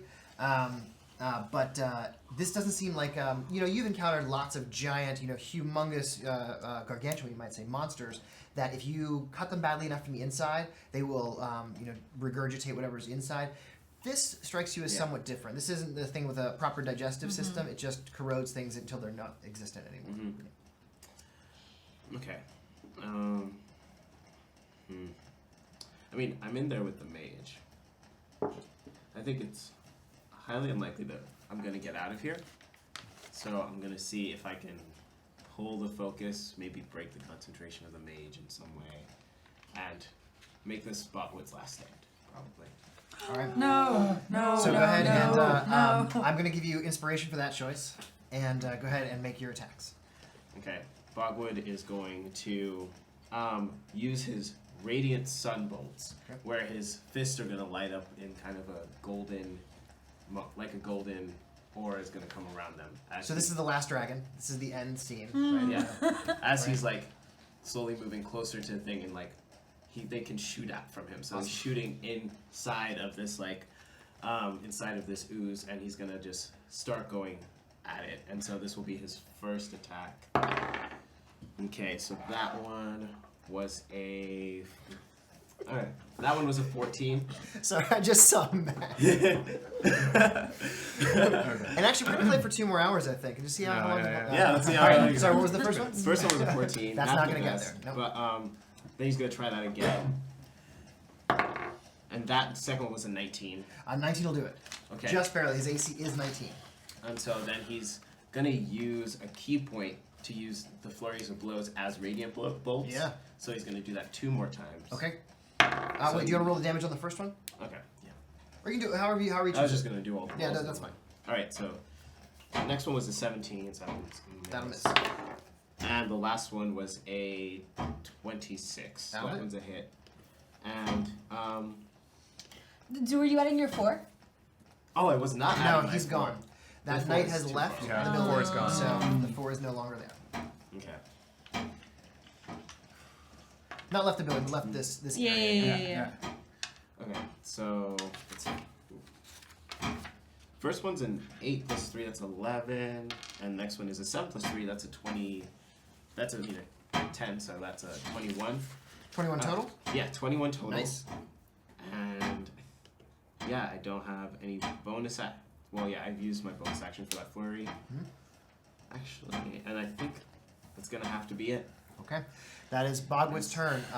Dame Olga, you are also How much restrained. damage did you just do to it? 21. Well, Oh my gosh, to the guy. so strong. To the guy. Guy. Okay. Yeah.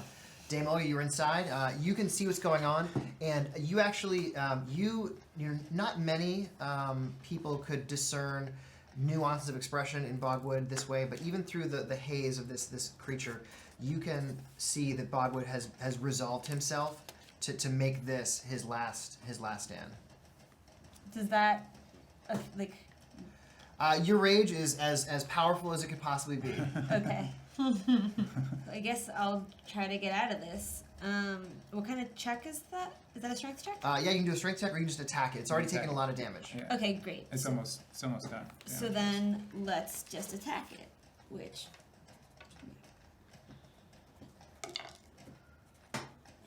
It's a 13. That's a miss.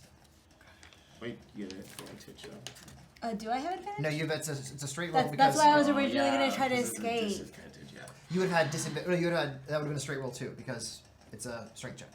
Yeah, You okay. get a second attack, right? I do. Yeah. You have 2 attacks. No.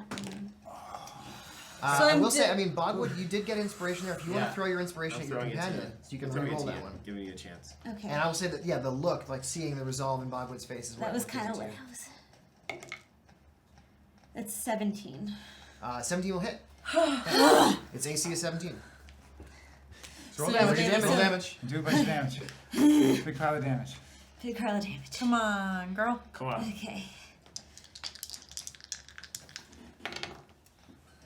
So there we go. Okay, that is 15 damage. That is enough to slice off this tendril, and you are now free, and you are able to move. Great. Do I have more actions? You've used both your attacks. You can take a bonus action if you have any. And you have movement. I have movement. Yep.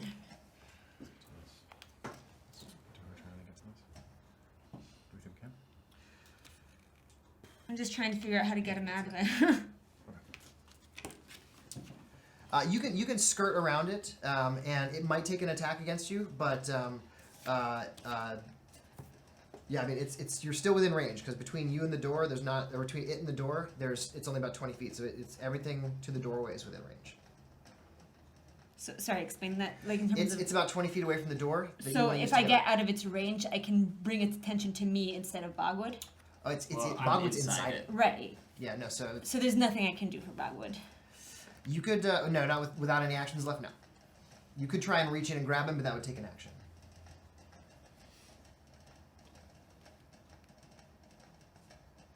Okay. Can I make like an inside reference to him? to like Sure. bring Like a inspire reference to him? how he's inside? Is that what you No, to like the first time we inspired. were trapped. Okay. Okay, sure. And just like that thing we talked about where it's just like we get out together. And how? What is the meaning you're conveying to him? That like you don't get to give up. Okay. And we're actually going to stop right there. Oh, I was gonna cry. Oh, We're gonna fight this thing. oh, nice. Thank you very much for watching episode 4 of Difficult Terrain. Stay tuned to see what happens next time. Thank you. Thanks. Woo! Wow. Wow. Okay. All right. That was dramatic. Dramatic Yeah. ending there. Oh my gosh. What just happened there, Danielle?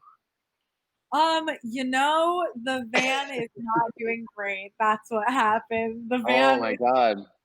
their ass is kicked. Their butts whooped.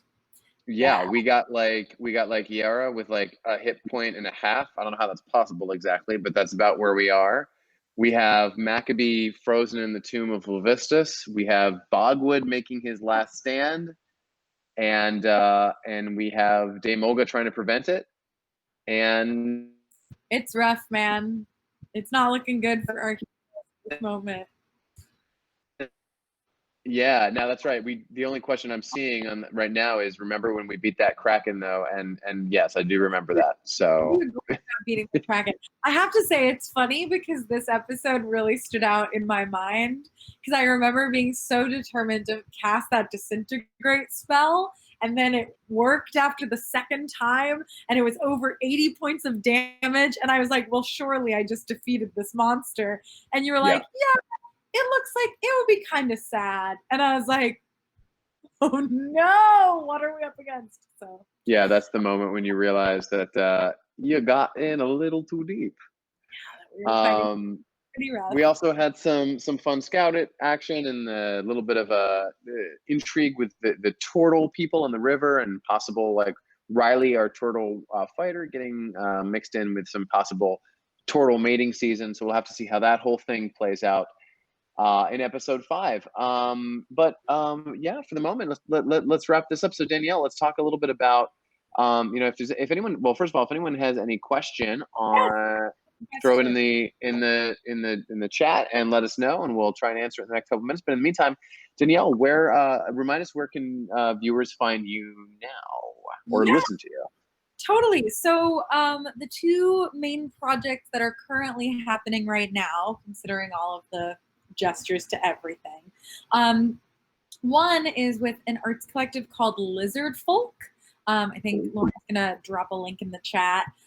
So we're a fun, nerdy artist collective, and we just released our first project, which is a film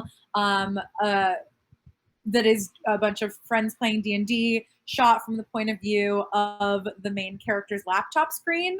So she's trying to DM a campaign while simultaneously like dealing with her life falling apart. So you get to see sort of all of the people she's emailing and texting and like everything she's dealing with as the game is happening. That sounds fun. Yeah, it's fun. So roll with it. It should be on YouTube in the next few days. So follow us on social media for those links. All right. Yeah, we'll put a link up here as soon as that's available. But that sounds very exciting and kind of I hope you don't get too typecast, but I'm glad to see that you are. Yeah. I was telling somebody, I was like, I guess my type is just girl who plays D&D, and I'm okay with that. Yeah, there's worse things. Yeah. All right, cool. So that's called Roll With It, and that's by the Lizard Folk Arts Collective. Yes. Yes. Cool. And what's your podcast? Yes, I also co-host a comedy podcast about Shakespeare, which is called What You Will, a tedious and brief Shakespeare podcast. So that one, if you have the podcast app or any kind of podcasting app, I don't know what the lingo is, which is sad. Podcasting is cool, yeah. That should be on any of those main ones, so especially iTunes or the Apple one, as well as I think a fair number of The Apple one, yeah. No, that's very cool, and that's a lot of fun. And for those people who weren't around when New York Theater is happening, Drunk Shakespeare, you are a participant in that, which is very fun. Yeah. Yeah, cool. Anything else you want to plug or talk about, or? Those are the main things to plug. Thank you for letting me, I don't know, sort of do a bit of shameless self-promotion, but we do have a question here. The biggest surprise in the game. Yeah, what was the biggest surprise in the game for you, Danielle? That's hard. Quite honestly, I do think that this episode of realizing that the van was fighting something that strong was a huge surprise, because I think I at least I don't think ever played a character of the level of Era, and I think most of us were playing like very powerful characters, and so to realize that this was another level of monster was pretty surprising. Yeah. Think of any other big shocks without spoiling anything. Well, I think up to where we are now. I mean, Hans frequently throws me for loops, and I definitely like the choice to make Bogwood's Last Stand. Definitely was a little bit of a surprise for me in this one, and very cool. We'll have to see how that plays out in episode 5. Which is going to be next week, the same time. Well, not the same time, but close, 9 p.m. Eastern time. And in episode 5, we're going to catch up with the van, and I think we're going to continue to see what the scouts are doing. I think we're going to see what the water traps are doing. But then we also have our 4th party coming into the story. Next episode. I'm so excited. I think it's next episode. I think it's episode 5. We meet the town watch, and I think that maybe we'll just leave it there, because there's I don't want to give any spoilers away, but the town watch might also be my favorite, in addition to the water traps and the scouts and I guess the band. Town watch definitely my favorite. I don't know about you. I love that. So a reminder, yeah, for sure. So reminder, the Roots Project. We are working with the Roots Project, which is an attempt to get high school students to go off and learn about inclusivity and everything that involves. So inclusiveroots.org/donate. Go on and see what they're all about. Very worthy cause. I'm very psyched to be working with them, and we're inching upwards towards our goal, which is to send 1 high schooler off on this project. However, if we can send 2, if we can send 5, I think I'd be very happy about that. So yeah, cool. Well, if there's no more questions, I think we'll call it. What's that?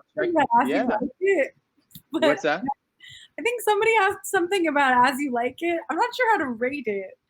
I like As You Like It. I mean, Rosalind is amazing, and I think a lot of Shakespeare's funniest stuff is in that play. But I don't know. Yeah, Danielle, what is your definitive ranking of every Shakespeare play in order? You can take a second to think, but